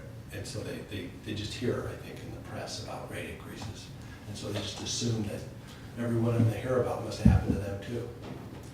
And that's just not the case. In water, there was quite a little bit of conversation about rate increases, and unfortunately, those have gone up more than inflation. Burbank's a good value for water, as you know, but they have gone up, and we indicated to them they should expect moderate continued rate increases to deal both with deferred maintenance and repairs on infrastructure at Metropolitan, and ultimately to deal with the reliability of water supply and the environmental issues in the Delta. And those two things are going to continue to deal with it. It reminded them also as well that Metropolitan and California as a state had to learn to live within its water allowance out of the Colorado River. We used to get about 50% more than we do today. And California had to phase that out, and that meant we had to start buying water and doing without. And that also put pressure on Metropolitan's rates. But those were the key discussions. There was then at the third, or maybe it was the second and third day, at least at the third town hall meeting, there was also discussion at length about the desirability, I guess I'll just summarize it, of renewable energy. With some individuals wanting to know why haven't you done more to get off coal and sooner, and who you do business with in coal. and other individuals wanting to know why you've done so much so soon, because while we may not have had real rate increases, couldn't we in fact have had rate decreases if not for renewable energy? And of course, the answer to that is that's true. We do spend, as the board well knows, more money on renewable energy. The question about getting off of coal we addressed and answered, but you had different points of view in the community expressed. Some people who really want more renewables and they want them sooner, and other people who, and a transition off of coal, and other individuals who are concerned about electric bills and would like them kept to an absolute minimum. Competing interests for the council to deal with. Understandable competing interests, I think. I believe that. I would add just one thing to it. Apparently I'm loud enough, I can talk from here. Thank you. I apologize. We had a couple of different customers who made mention of having utilized the Green Home House Call program. And I thought that was really, you know, Good wonderful advertising. comment to hear, because there really weren't that many people in attendance. I mean, it varied from a low of like 20 people to a high of 45, 50 maybe. Something like that. The last one had the most. That many, well, yeah. But a couple did mention that they had participated in the Green Home House Call program. So to me, that felt like, you know, we know the numbers, but it's nice to hear from customers as well. So I think it's a testament to that. While you're up, let me ask you a question. Listening to the comments, was your perception that there was like rate complaints, besides misunderstanding of some of the situations, or whether there really are rates people were talking about or not? Did you perceive that there was widespread or somewhat widespread concerns about rates in general, for whatever reason? Well, my Did you perceive it perception that way? on the water side, that there was some concern about rate hikes. The rates had gone up, but also a comment made a couple of times throughout the 3 nights that you told me to conserve, I conserved, and still my rates went up. So I think there's education opportunities that I need to focus in on, because yes, rates went up. Here are the reasons why water is more expensive today than it has been in the past. Here are also the reasons why it's probably going to continue to be more expensive in the future than it is today. And yes, by conserving energy or conserving water, you did yourself a favor. You would have been paying even more. Even more. So I think that was an overlay to kind of rates in general. And I do think that on the electric side, there's a little bit of a knee-jerk reaction that if you read anywhere or hear anything, if Edison rates or LA's asking for a rate increase, I think people kind of lump it together. Oh, electric rates are going up. My electric rates are going up. And again, an opportunity for us to reframe the discussion and let people know your rates are not going up, or if they are, we are doing many measures to contain rates such that they are well below the rate of inflation, so that they are, well contained and very, very competitive compared to your neighbors and neighboring cities. That was my perception. When you read the articles, for example, I think today they had something about, was it Dr. Senna, I don't want to misspeak, but somebody increased. The water? I don't want to say again. I don't remember if it was water or electricity, but it was increased. But, the paper doesn't say, compared to their neighbors, the rate is this. I mean, there's no. That's not the story. Right. So, Yeah. I see how that misconception may be there, Yeah, and again, incumbent upon me to take more onus and responsibility to get the message out, and, our rates are competitive. We're doing a very good job compared to others. And within our city, forget the comparison, your rates would have gone up much more had it not been for a lot of action that this board, this general manager, that this staff, that this whatever took. So there's been some really creative endeavors that we've made, and it's paid off, and we need to let the customers know that. I think another thing in general that people don't realize is when they look at their water and power bill, and maybe the bottom line is higher, but we still have the other city department charges on it, the sewer and the trash charge. Right. That's right. That when they go up, makes it look like their water and power bill went up. And it's city services that have gone up even higher. That's a good point. Yeah, I think that's a major, because sewer rates they're going up like 9-10%. Right. And the refuse rates are going up, and I think that, I've said this to Mr. Davis, and that is, you look at the bottom line of the total bill, and you don't realize that maybe your portion of the electric is not even close to having increased, but the total number is. So I guess that's part of the difficulty we have in being the billing service for public works. And it's not It is, unusual, but it problem. is not uncommon, but it's also, a very good thing, just as we do a lot of savings for the community through joint action of all kinds, from radios to power plants to water systems, right? Metropolitan, SCAP, all those things. It's hard to argue against the just plain simple economics of a combined municipal services bill. It is just silly for the city to send the same people 3-4 bills. It just is compelling to do what you do. To do it at least in one envelope, or better yet, one email. Did that come up at all, that it was a combined municipal services bill? And There did not seem to be confusion about that, but it may have led, as Ms. Meyer said, to that impression, because people just know what they write their check for. We have discussions about cost allocations and things in the city, and folks in the general fund side of the business of running the city don't understand why customers think that, certain transfers and cost allocations don't count because they're labeled something, and a consumer doesn't care whether you call it in lieu of a tax or a tax. It's just money they pay. They just know they pay so much. Meaning, they just look at the bottom line, write a check. They know the amount of the check. When you try to distinguish how much is for which, they just know how much they write a check for. It's understandable. That's what we all do. We look at our checkbook and see how big the check was. We don't look at, there was this tax and this, they just don't. I do recall reading, I think I may have mentioned this in this, I read that if you take the electric bill from 20 or 30 years ago and adjust it for inflation, the actual cost of electricity is less as a percentage of your, whatever your monthly bill payments is less than what it was 20 years ago, as a percentage of your bill, as a percentage of your monthly household operating expense, that it's not as much as it was 20 years ago as a percentage. Does that sound reasonable? I've seen things to that effect. I don't know of any right offhand, or haven't seen or worked on one, but I know here in Burbank, it is true for the last 14 years. I can't speak past that. But we could do some looking and working to see if we can find you something on that. No, but I would like to see us show that in Burbank, people are actually, as a percentage of their household operating expenses, paying less for electricity today than they were 14 years ago. Well, we've not only done that, Mr. Russell, we've shown that they're paying less, period, than 14 years ago in terms of real payments. And that's the issue, right?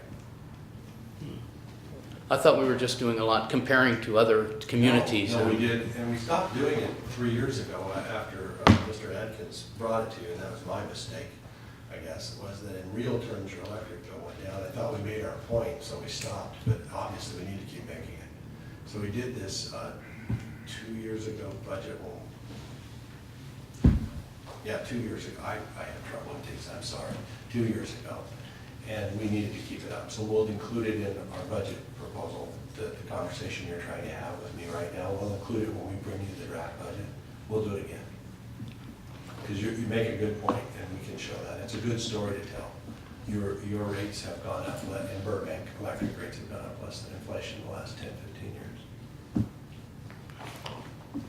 Other requests? I just want to thank Mr. Davis for sending out the little Hoover Commission report. I actually printed it out yesterday and not tried to tackle it yet. That was one that was cited in the newspaper?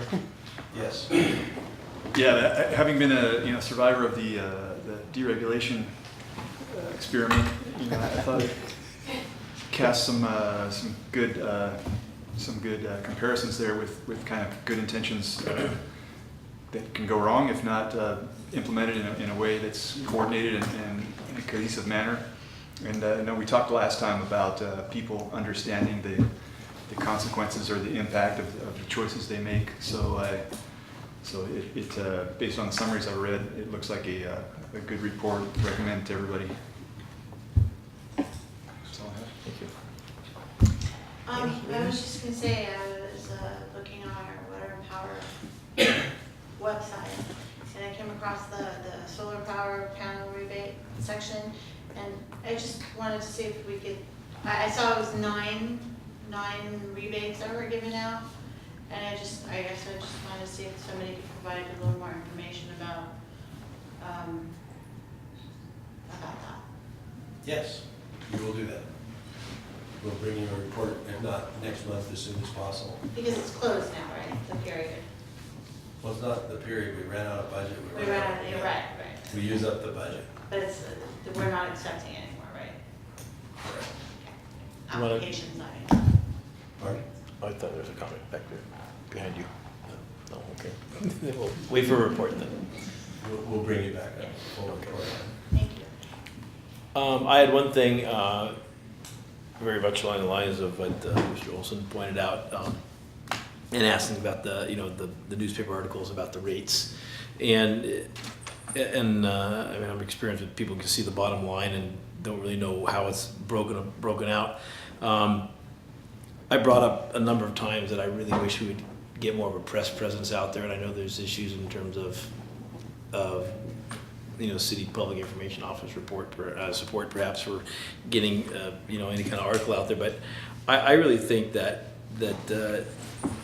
we would go a long way to have some kind of op-ed or something that would just focus on a few key facts. I mean, we could the comparison of water rates. Burbank is so clearly the lowest water rates anywhere locally. That that needs to be out there, and I think it couch some discussion of how is water looking, and what is driving rates, such as the changes in wholesale prices, and then in the energy. I mean, the simple graphs as to what the inflation rate had been, what we thought renewables would do, what it's actually done.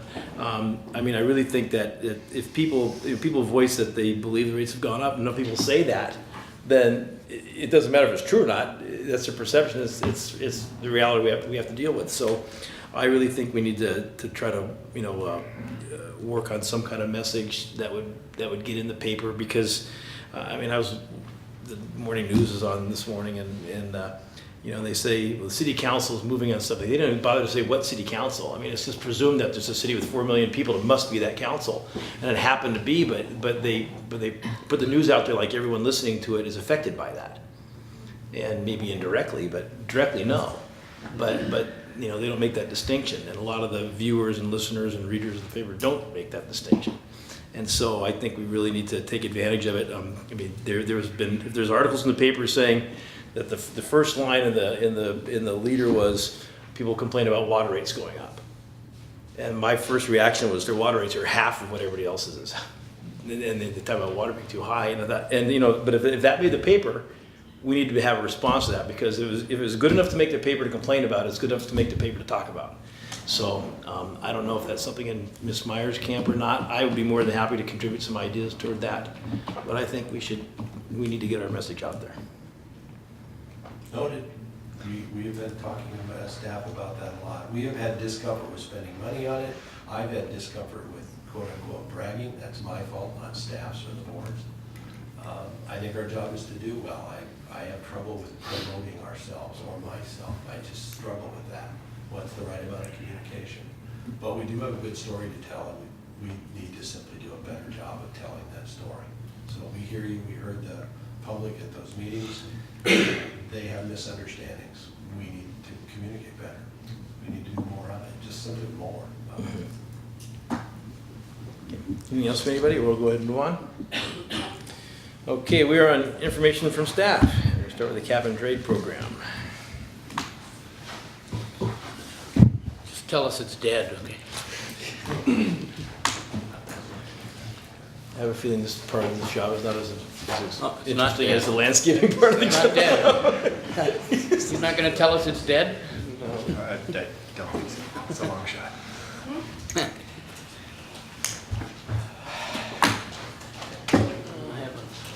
A little light reading here. There we go. Thank you. Well, thanks, man. Come on.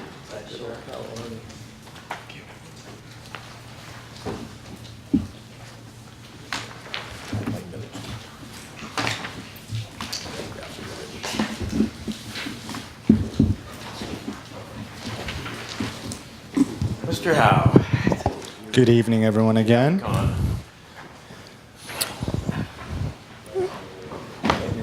Change of pace here. We're going to be talking about the AB 32 legislation and the resulting cap and trade program. AB 32 legislation was passed in 2006. Since then, officials have been planning its enactment. The last several months have been a period of a lot of intense change, a lot of the development of the rules that will surround the program, and that's culminated in the first official auction, which was held on November 14th. So it's a good time to bring this information forward to essentially give a primer on what cap and trade is and how it affects us. And the presentation will be outlined with an explanation of what cap and trade is, how it works, the mechanics specifically for the California program, and what it all means for Burbank and BWP. The Assembly Bill 32, also known as the California Global Warming Solutions Act, was passed in 2006. Its goal was to reduce greenhouse gas emissions by 30% to 1990 levels by the year 2020. Importantly, is the definition of what greenhouse gas emissions are. CARB defines it essentially as atmospheric gases, such as carbon dioxide, that trap heat from the sun within the Earth's atmosphere, thereby increasing the Earth's temperature. Increasing the Earth's temperature equals climate change. Assembly Bill 32 enacted a suite of measures designed to reduce greenhouse gas emissions, and we noted the 30% level by 2020, and it also included an ambitious goal to reduce emissions 80% by the year 2050.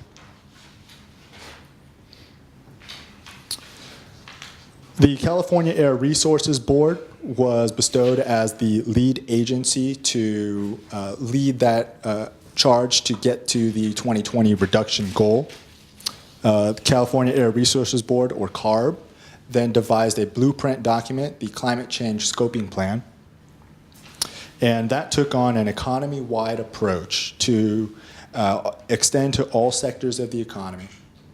It included goals and incentives for reducing transportation emissions, and also directed regulations to reduce emissions and promote public health. Cap and trade is the orange slice of pie pulled out there. It accounts for 16% of the emissions reductions targeted for by the suite of AB 32 measures. To make cap and trade work, and we'll get into more detail on what cap and trade is, to have it work as a market, the electric utility sector was added to it as well. The electric sector is already governed by direct regulatory command and control measures, most notably the renewable portfolio standards. Renewable portfolio standards, or RPS, started in 2002, and it is a state measure already familiar in Burbank policy. RPS standards have been incorporated into Burbank Water and Power's integrated resource plans, and City Council in 2007 built upon the state's initial goal of 20% renewable resources by 2017 and extended that to a goal of 33% renewable resources by 2020. In 2011, the state extended their RPS program goal to 33% as well. California greenhouse gas emissions. It's important to note the bottom two slices of the pie there. Those are emissions from electricity generation. They account for 23% of the emissions in California. The big slice of this pie, as you can see on the right, is transportation, followed by industrial emissions. To continue along with the scoping plan, some of the elements of it, 33% of state's energy as a goal from renewable resources. Additionally, it expanded energy efficiency programs, building and appliance standards. And what will be the remainder of the discussion will focus on the choice to develop a cap and trade program, which is different from the existing measures that are really command and control strategies. This one is really looking towards using a market-driven solution. So what is cap and trade? According to CARB, cap and trade is a market-driven system, which has long been advocated by economists, to reduce emissions to targeted levels while still providing flexibility and choice to firms on how to reduce those emissions. Importantly, after significant policy wrestling, since already under command and control measures mandating greenhouse gas emission reductions, public-owned utilities such as BWP have been granted a free allocation of credits. How does it work? Well, without a price on carbon, and I'm going to use the terms carbon and CO2 and greenhouse gases synonymously for the purpose of the presentation, firms don't pay for the carbon dioxide they emit. The real cost is borne by the planet in the form of climate change. In trading, emitters must purchase a permit or an allowance for every ton of CO2 they emit. These can be government issued or bid for at an auction. The total number of permits are capped, and then that cap is reduced over time. In California, cap and trade system, a permit or an allowance is equal to 1 metric ton of greenhouse gas emissions. So a market is created. Companies are now able to trade these allowances on the free market. Companies needing more can buy permits from companies who require less, which is simple supply and demand. So the idea is simple.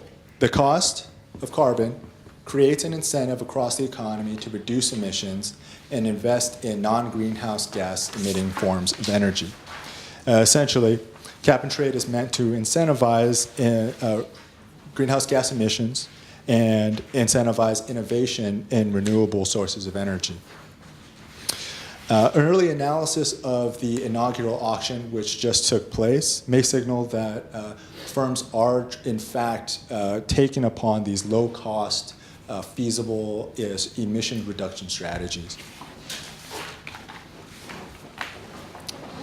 There are differing views on how the California system will play out. For instance, UCLA Law School research has concluded that many of the lessons learned from earlier cap and trade programs and from the Western U.S. energy crisis of 2000-2001 have been incorporated into the California program, and that the market is likely to be liquid, it's efficient, transparent, and not prone to gaming. Conversely, there's a differing view, including that of Diane Harkey, California State Assemblywoman, who projects that the cap and trade could increase state spending, decrease employment due to the loss of businesses, all without meeting emissions reduction goals. The California Cap and Trade program includes 350 of California's largest emitters. Those are, by measurement, facilities emitting 25,000 metric tons or more.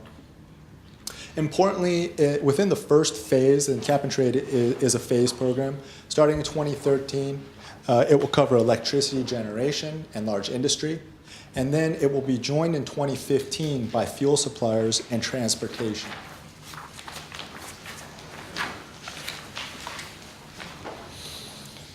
The California system is the world's second largest carbon market behind the European Union's emissions trading system.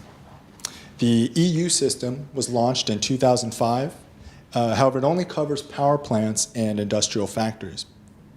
The Western Climate Initiative, or WCI, was started in 2007 by governors of 5 U.S. states, and then later joined by 2 more U.S. states, as well as 4 Canadian provinces.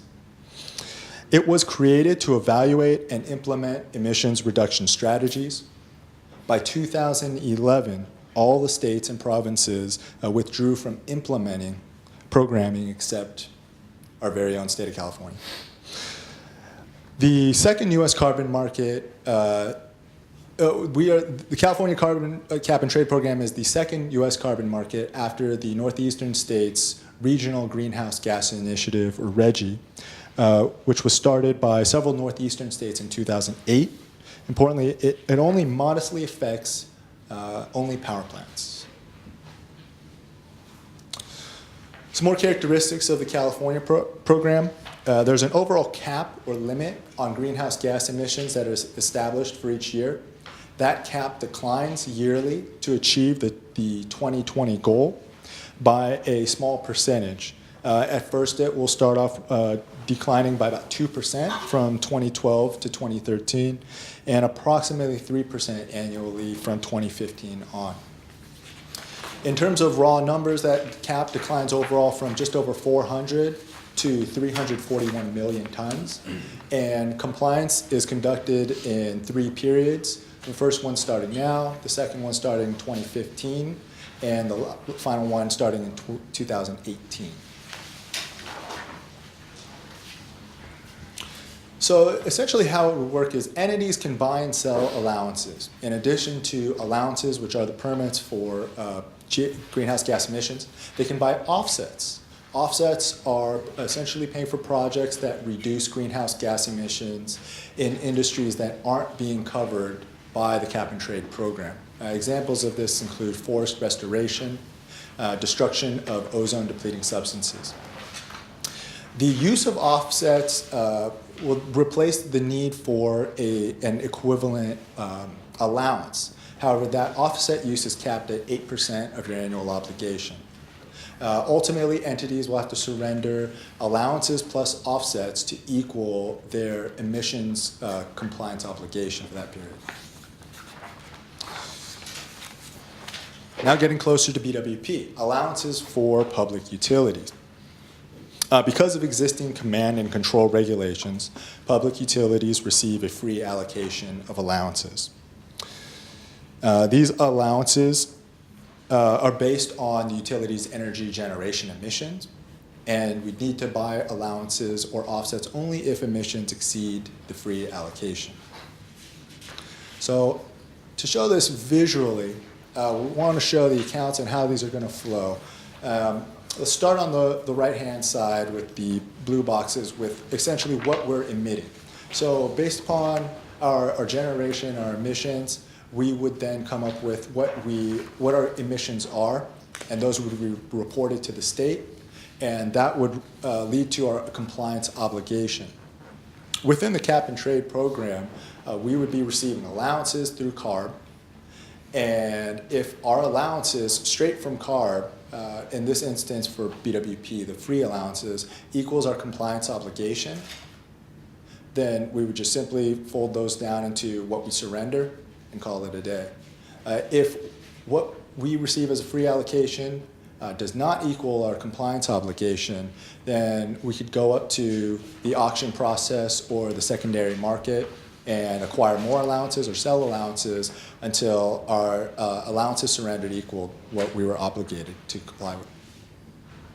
So what is our responsibility?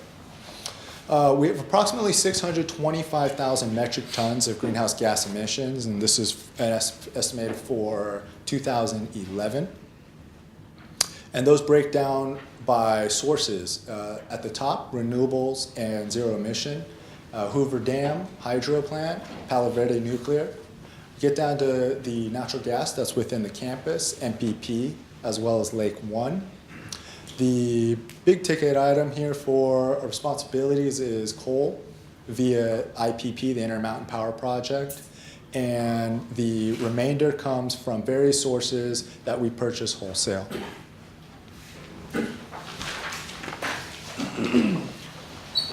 This is an important slide. This is staff's estimate over the next decade of impacts of cap and trade on Burbank Water and Power. It's essentially divided into 2 portions. The first portion is on the left, and those are the years of 2012 up to 2020. And to give an important point, the program, the cap and trade program, is essentially a regulation that's been documented through up to 2020. What happens after that point really has not been spoken to at the state level. So at this time, what the estimated impact is up to 2020, staff's estimate is anywhere between $0 up to $400,000 annually. After 2020, and hence without the free allocation of allowances, the impact changes dramatically. For instance, in the year 2021, the estimated floor, or the lowest possible impact, given what we know, our current knowledge of the system, if it moves forward into future years, is approximately $10 million, and a ceiling of close to $40 million once you get towards year 2022. This impact is based on basically floor prices for the auction allowances. The schedule so far, what's happened this year? In June, Burbank Water and Power basically submitted documentation regarding their emissions. Over the summer, we registered for the Compliance Instrument Tracking System, which is essentially the state-of-the-art auction platform whereby the trading happens. And on November 14th, the first official auction was held. And since the first auction has been held, we've been able to learn a couple things about how this program might roll out. Still very preliminary, but just to give you a recap of some of the raw numbers of the results of that auction. 2 types of credits were sold, 2013 credits and 2015 credits. The 2013 credits started at a reserve price of $10. Bids came in. The ultimate clearing price for all of the credits was $10.09. All 2013 allowances that were auctioned were sold, and they were actually oversubscribed by 3 times the amount that was sold. Essentially, there were bids placed for 3 times the amount of the bids that actually were sold. The 2015 credits started off at $10 as well and cleared at $10. Only 14% of the 2015 allowances were sold. Approximately $280 million in revenue was raised. And one of the large questions surrounding what happens with these revenues, where do they go, what do they go to fund? And I know that will continue to be a consistent dialogue, especially at the state level, the legislative levels. As far as we understand it, revenues go into 3 main buckets, the largest one being the Greenhouse Gas Reduction Fund, which is an AB 32 mitigation fee. It's a 3-year investment plan to reduce emissions, with 25% of that going towards disadvantaged communities. Important to note, this is not a one-for-one, it cannot be used as a one-for-one state deficit reduction tool.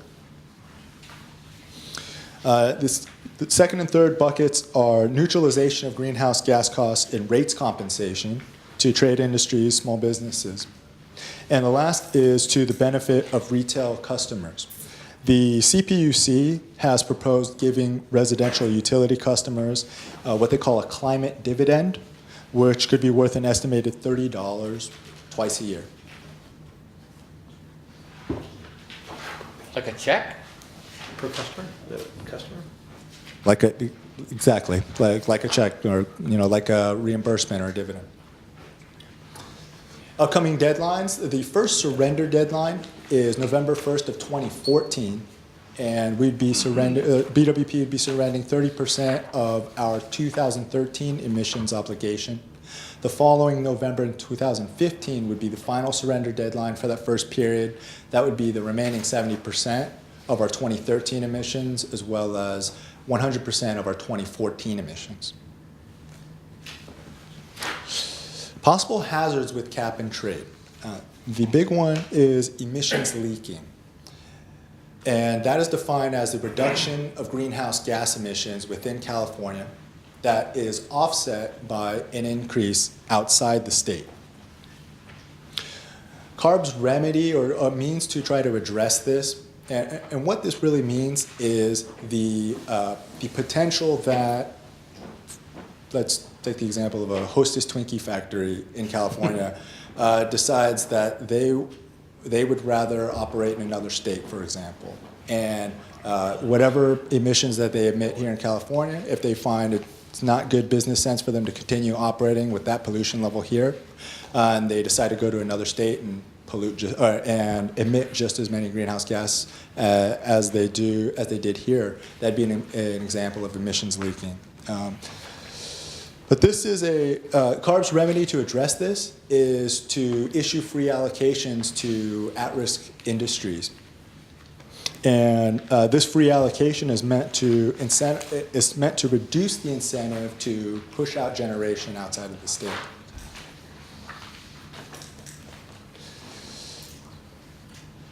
Resource shuffling.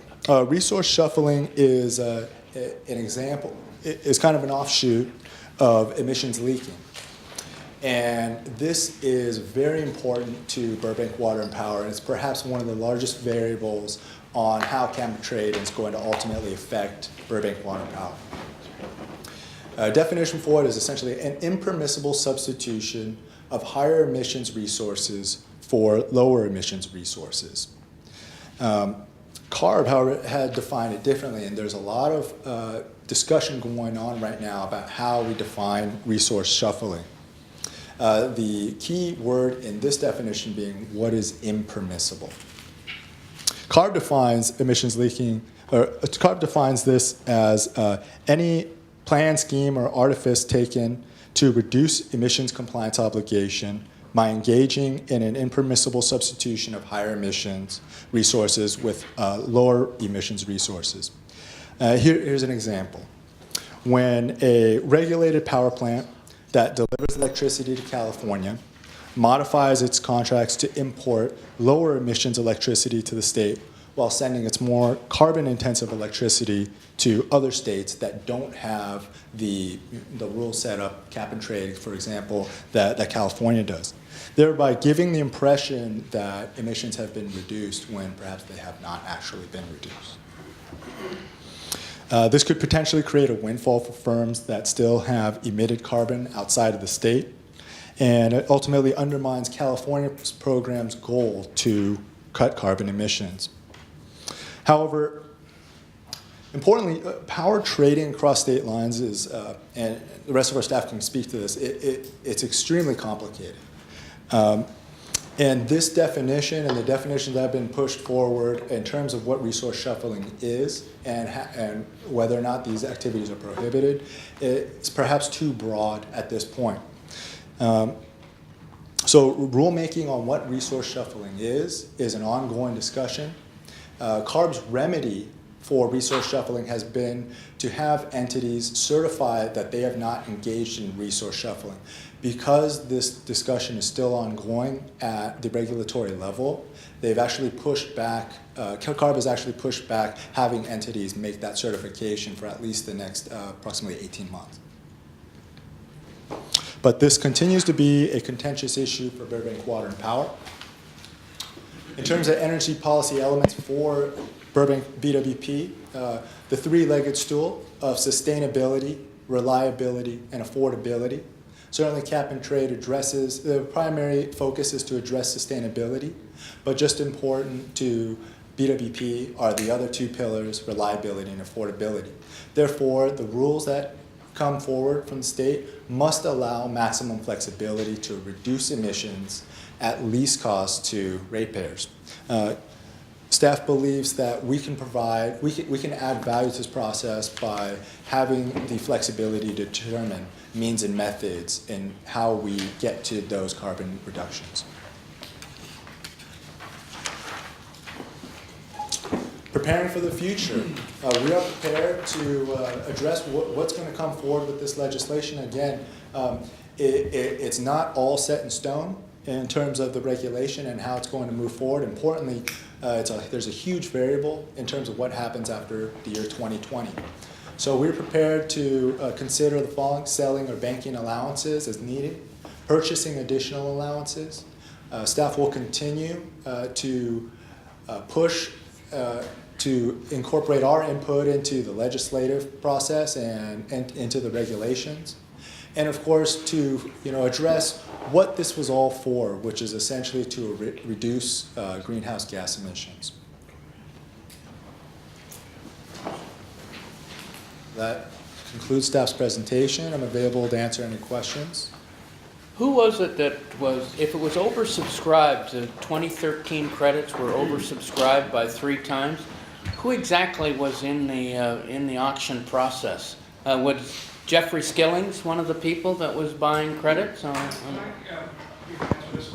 they released a new figure, the oversubscription was 1.06 instead of 3.1, when they looked at the actual qualified bids. I guess there was a number of people making bids that didn't provide a bid guarantee or just making ridiculous bids compared to their holding limits. And so ARB looked at that and said the actual number of qualified bids was just 6% above the available limit.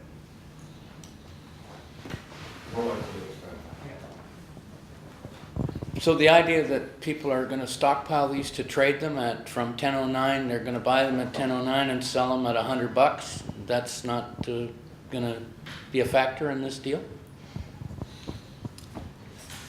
Well, that raises a number of issues. One, the way that the program is set up, to address the first issue of buying them at 1009 and trying to sell them at 100, there is essentially a mechanism which acts as a price ceiling. And essentially what CARB does is they have a reserve, an allowance reserve, that they're going to hold 4%, I believe, every year, that they're going to keep away from the auction, and so that buyers and sellers know that there is a cap on the price of available allowances. So they capped it for this first year at about $40. So it wouldn't make sense if I needed to buy allowances to purchase them for $50 when I know that there are available allowances for $40, much less $100. But it would make sense to buy them at 1009 if you knew you could sell them at 40. That's part of the the process in determining what the market is going to bear. Does CARB have an audit staff? Are they people are going to sign off and say they are doing what they're supposed to do? Do they have an audit staff to make sure that all of these regulations that they're imposing are going to be met? I can address some of that. Yes, they have. CARB has worked with a firm that has a wealth of expertise actually running the auction process. In addition, they've brought on third-party verifiers to do a lot of the verifications.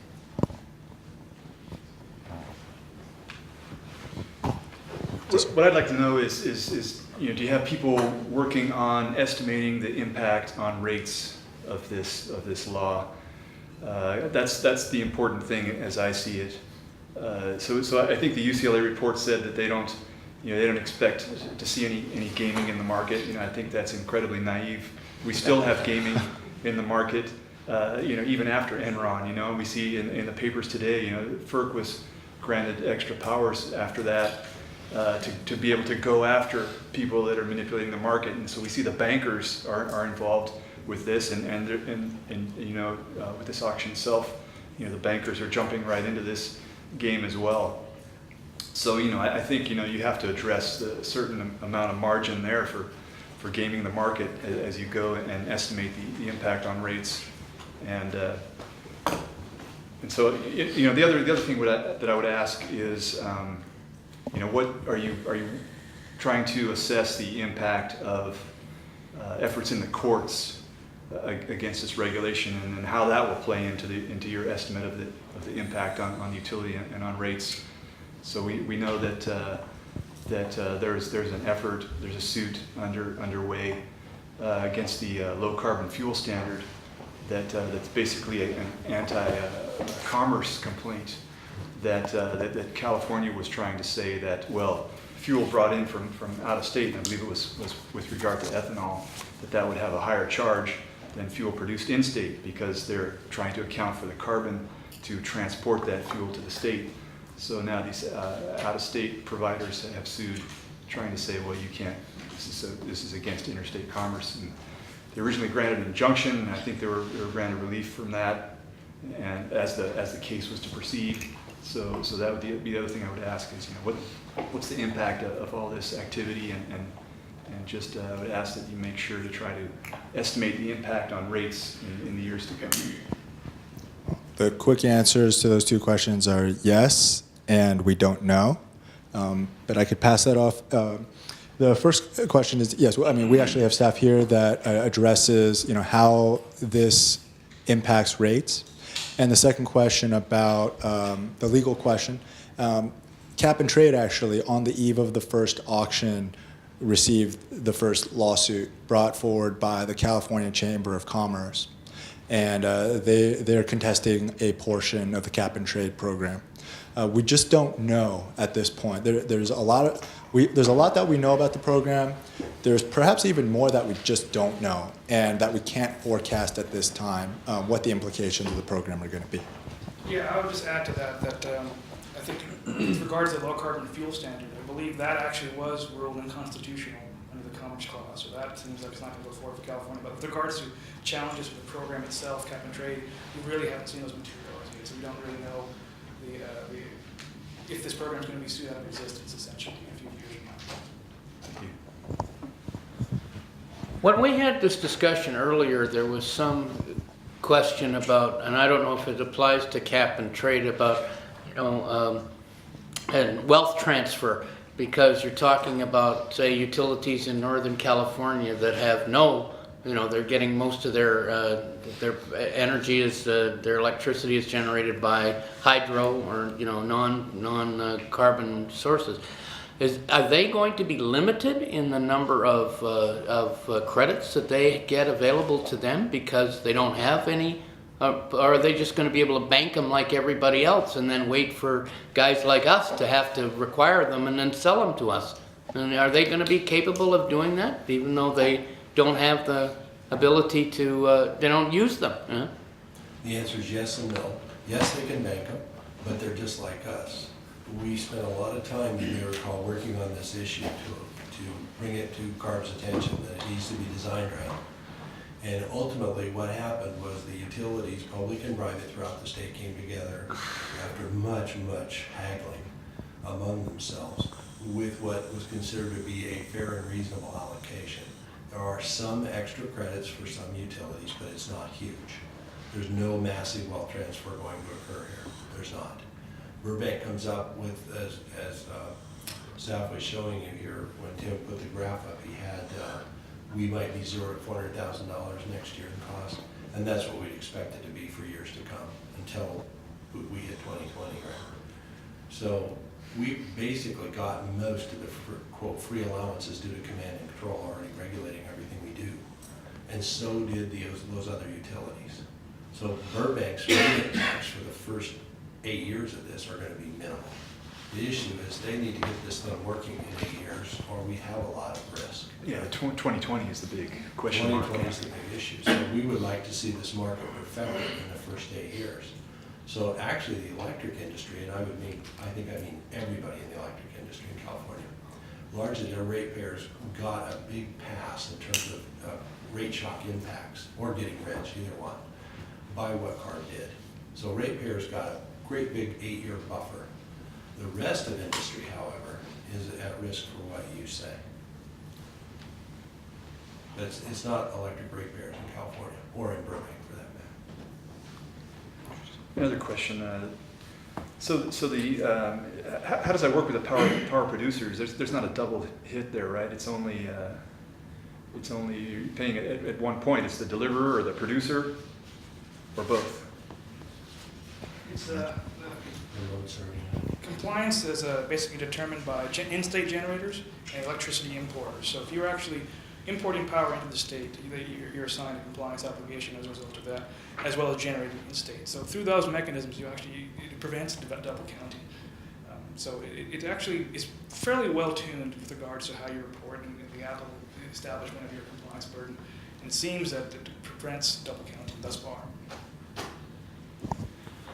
For those of us who lived through AB 1890 and lived, through it in circumstances not quite as plush as what we're living through right now, the idea of Cap and Trade sort of makes you want to quake a little bit. And I'm just wondering whether or not any mechanisms are in place, because, you know, the smartest guys in the room are gonna figure this thing out in a hurry, and the smartest guys in the room are gonna figure out how to capitalize on this. And like the cowboys in Texas who were driving their cowboy Cadillacs using California energy money, somebody's gonna try to figure out a way to profit handsomely from this.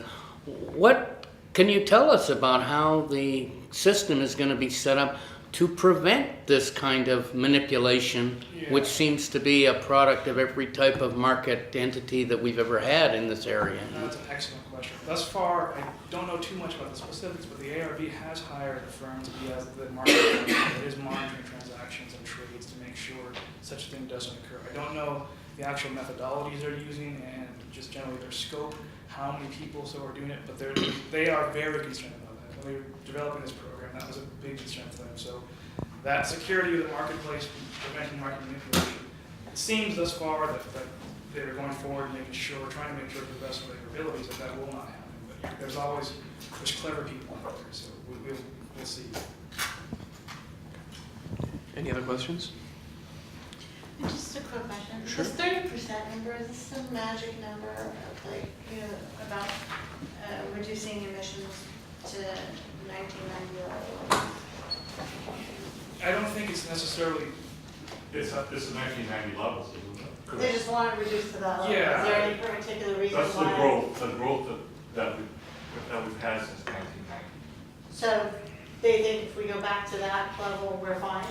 Well, no, that's not it. It's just that that was when they did that thing in Tokyo, in Japan, to go back to 1990 levels, and so it's just kind of an international policy. Oh, okay.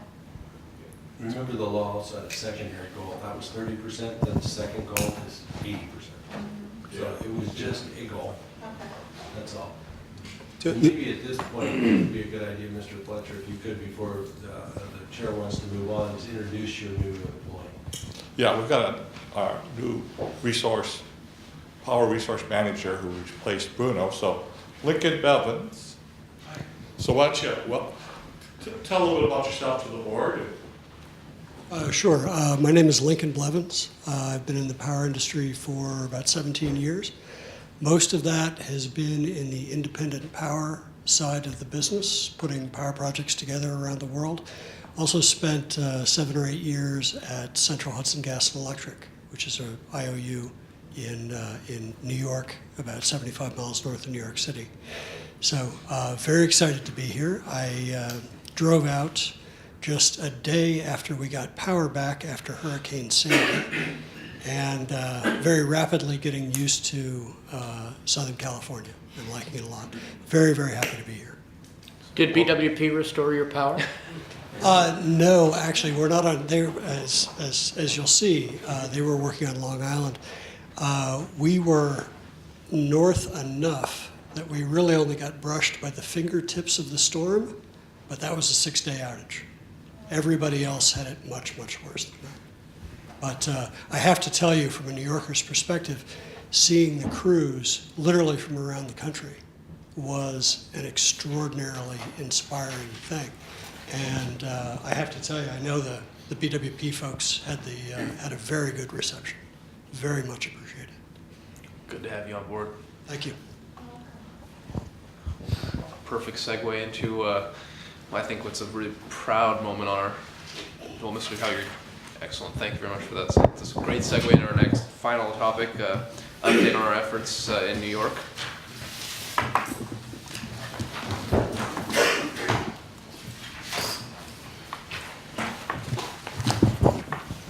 Well, thank you. Just in case for the viewers who may not be aware, we did participate in the recovery effort in the Northeast associated with Hurricane Sandy.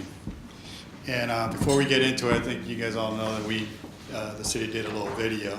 And I'd like to thank Joe Flores here and Drew Sugars from the city PIO officer who did that video that you guys, I believe, all seen already. They did an excellent job. We were talking a little bit about talking about our story, and that was just part of it. That was a great job they did. Also, one of the things, when you go through these, you learn a little bit. And I was told recently by Bill about a little article from NPR.org, A Tale of Two Utilities. if you get a chance to read that, it kind of reminds you the benefit of being part of a municipal utility. It's just a little story about two smaller towns there and how quickly they recovered. One from a larger utility and one from a smaller utility, publicly owned. And with that, when we last met, there was about 50,000 line mechanics in the Northeast trying to deal with the recovery. And that was November 1st we were here. And we were being sought by others about our resources and our availability. And they already had 50,000. You can imagine that's quite a bit. Just think about the logistics. And we're relatively small. And so what we decided to do, actually earlier in the week, with Glendale, Pasadena, Anaheim, Riverside, to talk about how can we work together to reduce the barrier associated with getting crews from here to there. Because you really don't want to deal with a bunch of parties just to get 5 or 10 or so. So we worked together about creating a unified front and getting a group together. And we did that, and I'll be introducing Brad here. And what Brad was doing beforehand was trying to figure out, well, how much staffing can we do? And so that Thursday night when we met here, there was an interest. Friday morning we were told they sought us, but by Friday night, before I left, they told us they couldn't get the transportation. Because they wanted everybody there by a certain date, otherwise they said it's just too late. But we've already kind of figured out who we might be able to take. We already had quite a bit of volunteers. And so Saturday morning, we get emails back and forth, and they're saying they found some transportation. And with that, I'm going to bring up Brad Recker up here, who did an excellent job, because on the Saturday where he already had all these other commitments, helping out some other nonprofits that day, he had to help try to now gather up all the information, gather up the people, because in order to get to March Air Force Base, you got to send them a whole lot of information in advance before they arrive. And so he spent a lot of personal time on that Saturday and Sunday morning to bring everybody up, and I'm just very grateful for him. He's such a great manager. Brett, you come up here. And I'm just going to go ahead and continue. And I'm going to do that for me. Okay, just to start off, not sure whether you've seen the video or not, but we're going to show you a short video. Like George has mentioned, that was produced by the Public Information Office. It's an interview with Andy Harmon, who's a line mechanic supervisor here at BWP in the electrical distribution section. And he talks about his experience on Long Island as part of BWP's mutual aid effort to restore power. After Superstorm Sandy wreaked havoc there. And the interview is it's a first of a new program that Burbank has, Public Information Office, they've developed. It's called First Person. And it's going to be shown on Burbank TV. And they'll feature an interview with a city employee and discuss, things that their job entails, whatever. So it's the initial one of this program. So it was pretty cool. And the video was also posted on YouTube by the Public Information Office, and that's kind of where we drew it from. So, I'm going to start.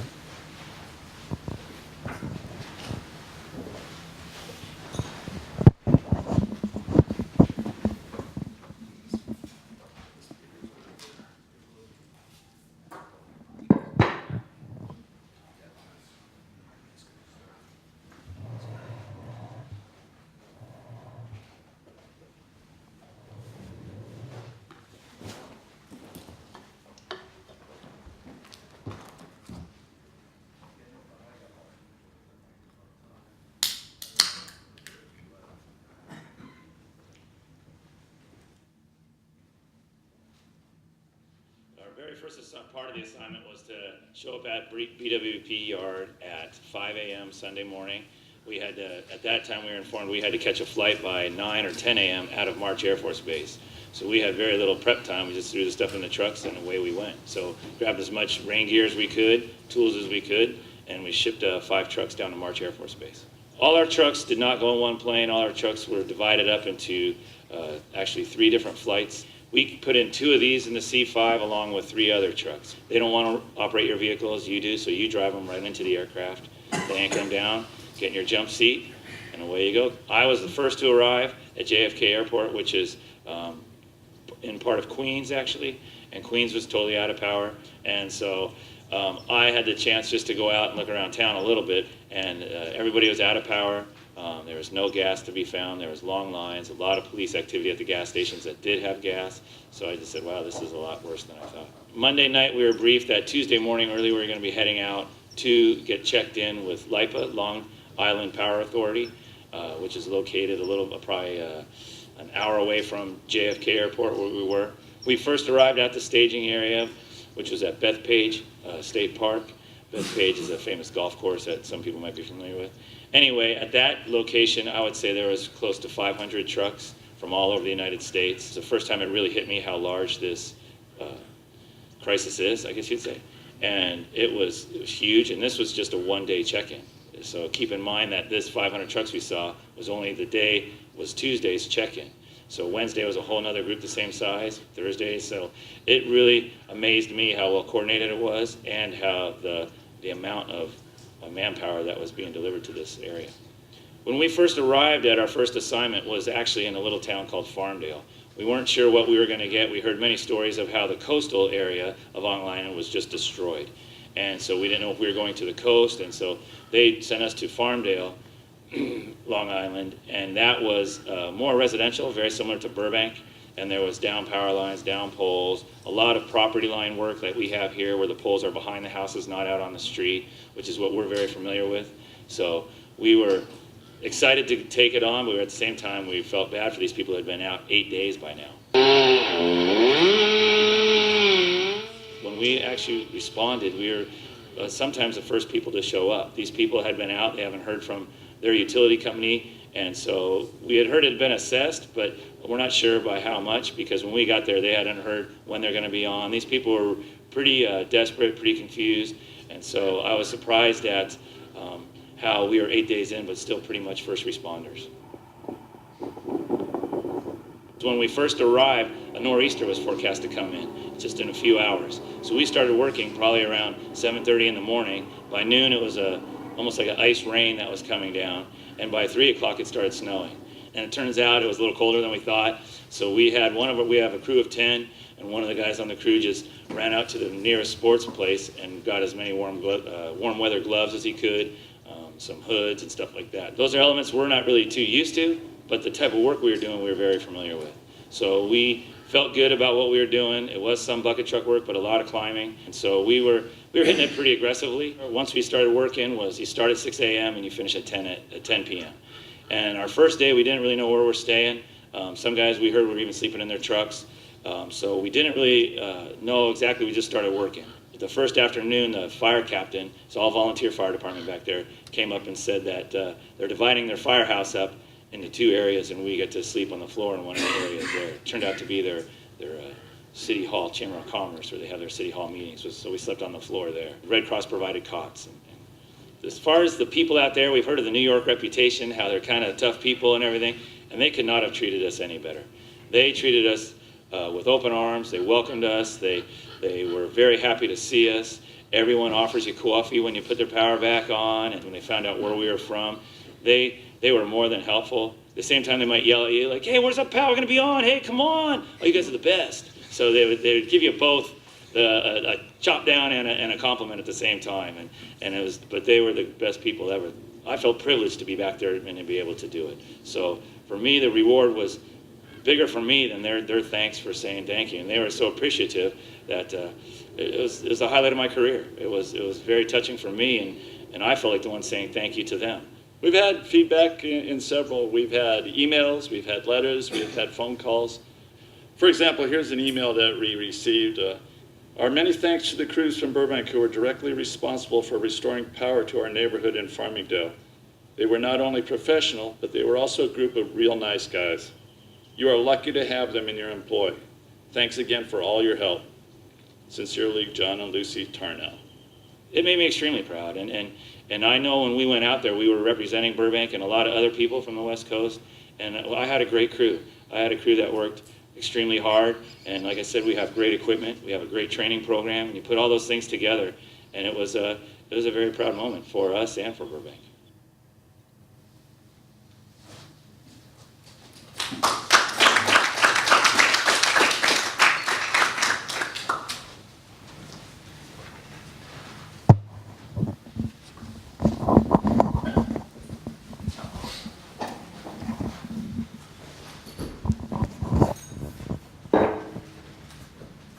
important. That part right there, I think, was a major selling point for making this as popular as it was. Considerable cooperation and coordination took place between the 4 Southern California utilities that was part of our coalition, which had been Anaheim, Riverside, Pasadena, and Burbank. And there was much required to get the crews deployed, and it continued throughout the 14-day deployment. We had to ensure that they had some safe living and working conditions while we were there. We wanted to make sure that our guys were being taken care of. That was important. And it was important that they had good communication amongst themselves and with us, so we were able to monitor and make sure that things were going well for them, if there was things that we needed to do for them and stuff like that. So those things took place. And then kind of as time passed on, it was, okay, how are we going to get them home? And so there was a lot more cooperation and work that took for that to make sure that we secured them their trip home. When they were there, the 4 utilities worked as a unified group. We weren't Burbank, we weren't Anaheim. We worked as a group together. Now we were deployed separately, possibly as far as the crews went, but as a unit, we worked as a unified group. We had essentially a single source of point of information or a point of contact with the LEPA representatives. So we went as a unified group and a team together. And the fact that all Burbank water and power electrical distribution employees were all cross-trained in both overhead and underground. That was a distinct advantage for our crews and for BWP's ability to make staff available for the mutual assistance. The mutual aid request that was facilitated through our APPA agreement and association specifically asked for overhead line workers. Some of the other utilities either had few or couldn't spare them, or had some, but because they weren't cross-trained, they couldn't give them up because they didn't have somebody else that could take their place.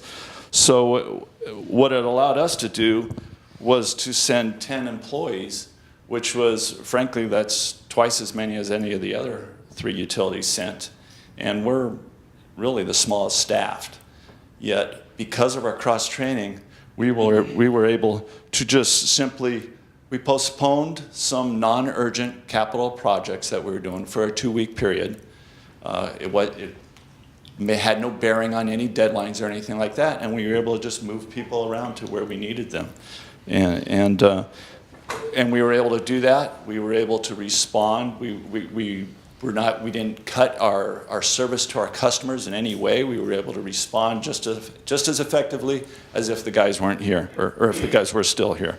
So that said a lot for the way that we run things here at Burbank.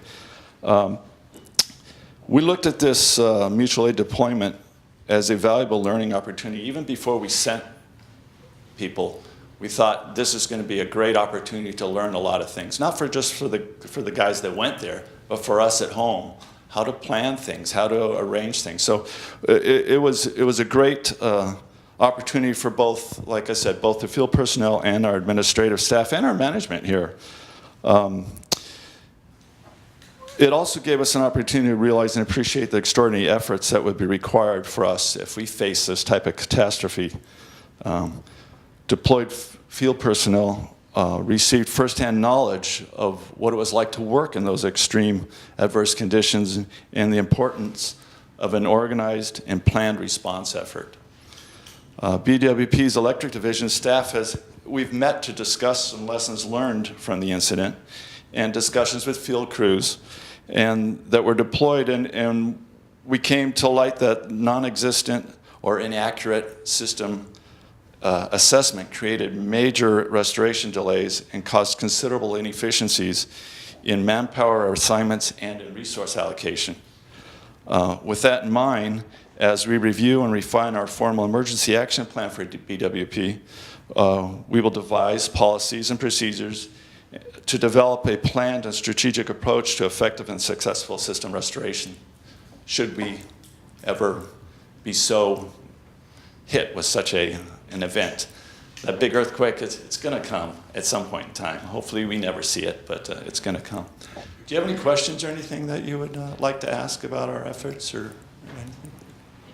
This might not be technically an intelligent question, but I was curious if the systems that are employed by Long Island Power are similar to what we use here in Burbank, or if there was some kind of knowledge, skill set that people had to have when they went to hook up residents of Long Island that maybe they don't use when they're here in Burbank. I just wonder if there's any differences. That's a very good question. A lot of the areas they were out of power. So you follow your standard safety procedures that we do. You isolate and you ground and you make sure you're safe that way. So in that case, that's really no different than anywhere else. Areas that were energized, their system is a 13.2 kV system. So it's essentially the same as our 12.4 system. So those areas that we had to work, we took the same precautions we would as if we were here working on our 12 kV system energized. We used hot sticks and those types of issues. So kind of line work is line work, sort of. I mean, if you're good at your craft, which our guys are excellent at their craft, and you follow proper safety procedures, you're able to do the work there. And the guys keep saying, I keep hearing from a lot of them is, thank goodness for GEO. GEO is construction, they're referring to GEO 95, which is construction standards for the state of California on utility construction. They didn't have anything like that in New York. It was very obvious that they didn't have anything like that. And now all those years of studying it and having to apply it and remember it, and they really it created an appreciation for our construction standards that the state requires. So I'll say a couple things. Mr. Recker and not Mr. Grecker, as the leader mentioned. We praise the utility, we praise the staff here on a regular basis on all sorts of things, and I have to say that this is probably one of those moments that we can't praise the staff and the efforts of the staff and the training and everything that we do you guys do on a daily basis to prepare for this type of event, and for the generosity and everything that the staff put forward enough. There just isn't enough praise for this anywhere. And I want to commend everyone from the management, the staff, the linemen, everyone that went out there that coordinated everything. It's incredible. The stuff that I hear, and I'm sure the rest of the board members and other community members hear it across every day, that they read about it in the newspaper and they go, that's incredible that we were able to get out there and on the other end of the country. Honestly, thank you, and what you guys did is just, words can't say enough for what those guys get out there and do in snow. And those pictures those trucks are not made for, well, I'm sure they're made for that, but we'll never see that kind of condition again. Exactly. Trucks can have snow on them. Knock on wood, those pictures are hopefully the only things we ever see like that, but that's incredible, and it's, honestly, our hats are off to you guys. That's something else, and the staff.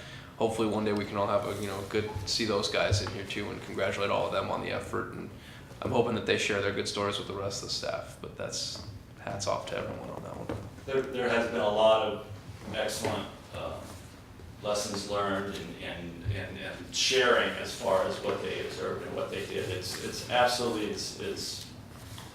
the experience of it has helped the utility and our line section, the morale and everything else tremendously. So it was a great opportunity for us to grow as a utility. Great job. Yes, I just want to reiterate what you said, Mr. Iskander, and I think the fact that we're using it to also for our emergency response plan, I think that's just so important, and real world practice on what happened, as well as the fact that we're going to be, I think putting it on Channel 6 is fantastic, that video. And again, thank you very much. I'd like to talk about recognition for the individuals. Mike Gatto and Senator Carol Liu are going to make a little presentation. I'd like to do something. We're scheduling something for December 18th at council. December 18th. Excellent. Much deserved. And I'd like to just say one more thing, because I'd be remiss to not mention that we sent 10 guys. We had 18 guys volunteer right off the bat. I mean, they knew Thanksgiving was coming. They did, you know, they were willing to leave their families and go help, even knowing that there was a chance they wouldn't be home for the holiday. So I think there's a lot to be said for that. And then also the fact that they all stepped up and took care of things here. And so even the guys that stayed home and didn't get the opportunity to go, I think they should be credited for what they did to make sure that everything here at home stayed working. Agreed, absolutely. One thing else I'd like to thank the board for, and Andy did it in his comments, and that is the excellent equipment, the training. It is no small thing. We learned that our training programs, and the guys at IBW took the time to come meet with me and tell me about it. Oh my God, did we get confronted with different training, different safety and construction standards, different equipment qualities. Our equipment was the best par none of anything they saw, and they thought the training was the same, and it really paid off when they needed it. Working far away from home, and everything just clicked, and they realized how well trained they really were. When others were trying to put crews together, as Brad was explaining to you, and we're having trouble, and we were like, just who gets to go? And other people struggled to get 5 or 6 or 7 people together, and we had 18 all qualified, ready to go. And not the biggest utility by far, but the most people able, willing, and able to go, along with good equipment that could have gone. So it says a lot for training programs, budgets. Thank you very much. You don't do this without money. You don't do this without training programs, without equipment, expensive equipment. So I want to thank the board. It wouldn't have happened without the enabling support of the community to have well-equipped people who can serve when needed. So, thank you. If there's nothing else, then with this, everyone have a safe, happy, healthy holiday, and see you next year.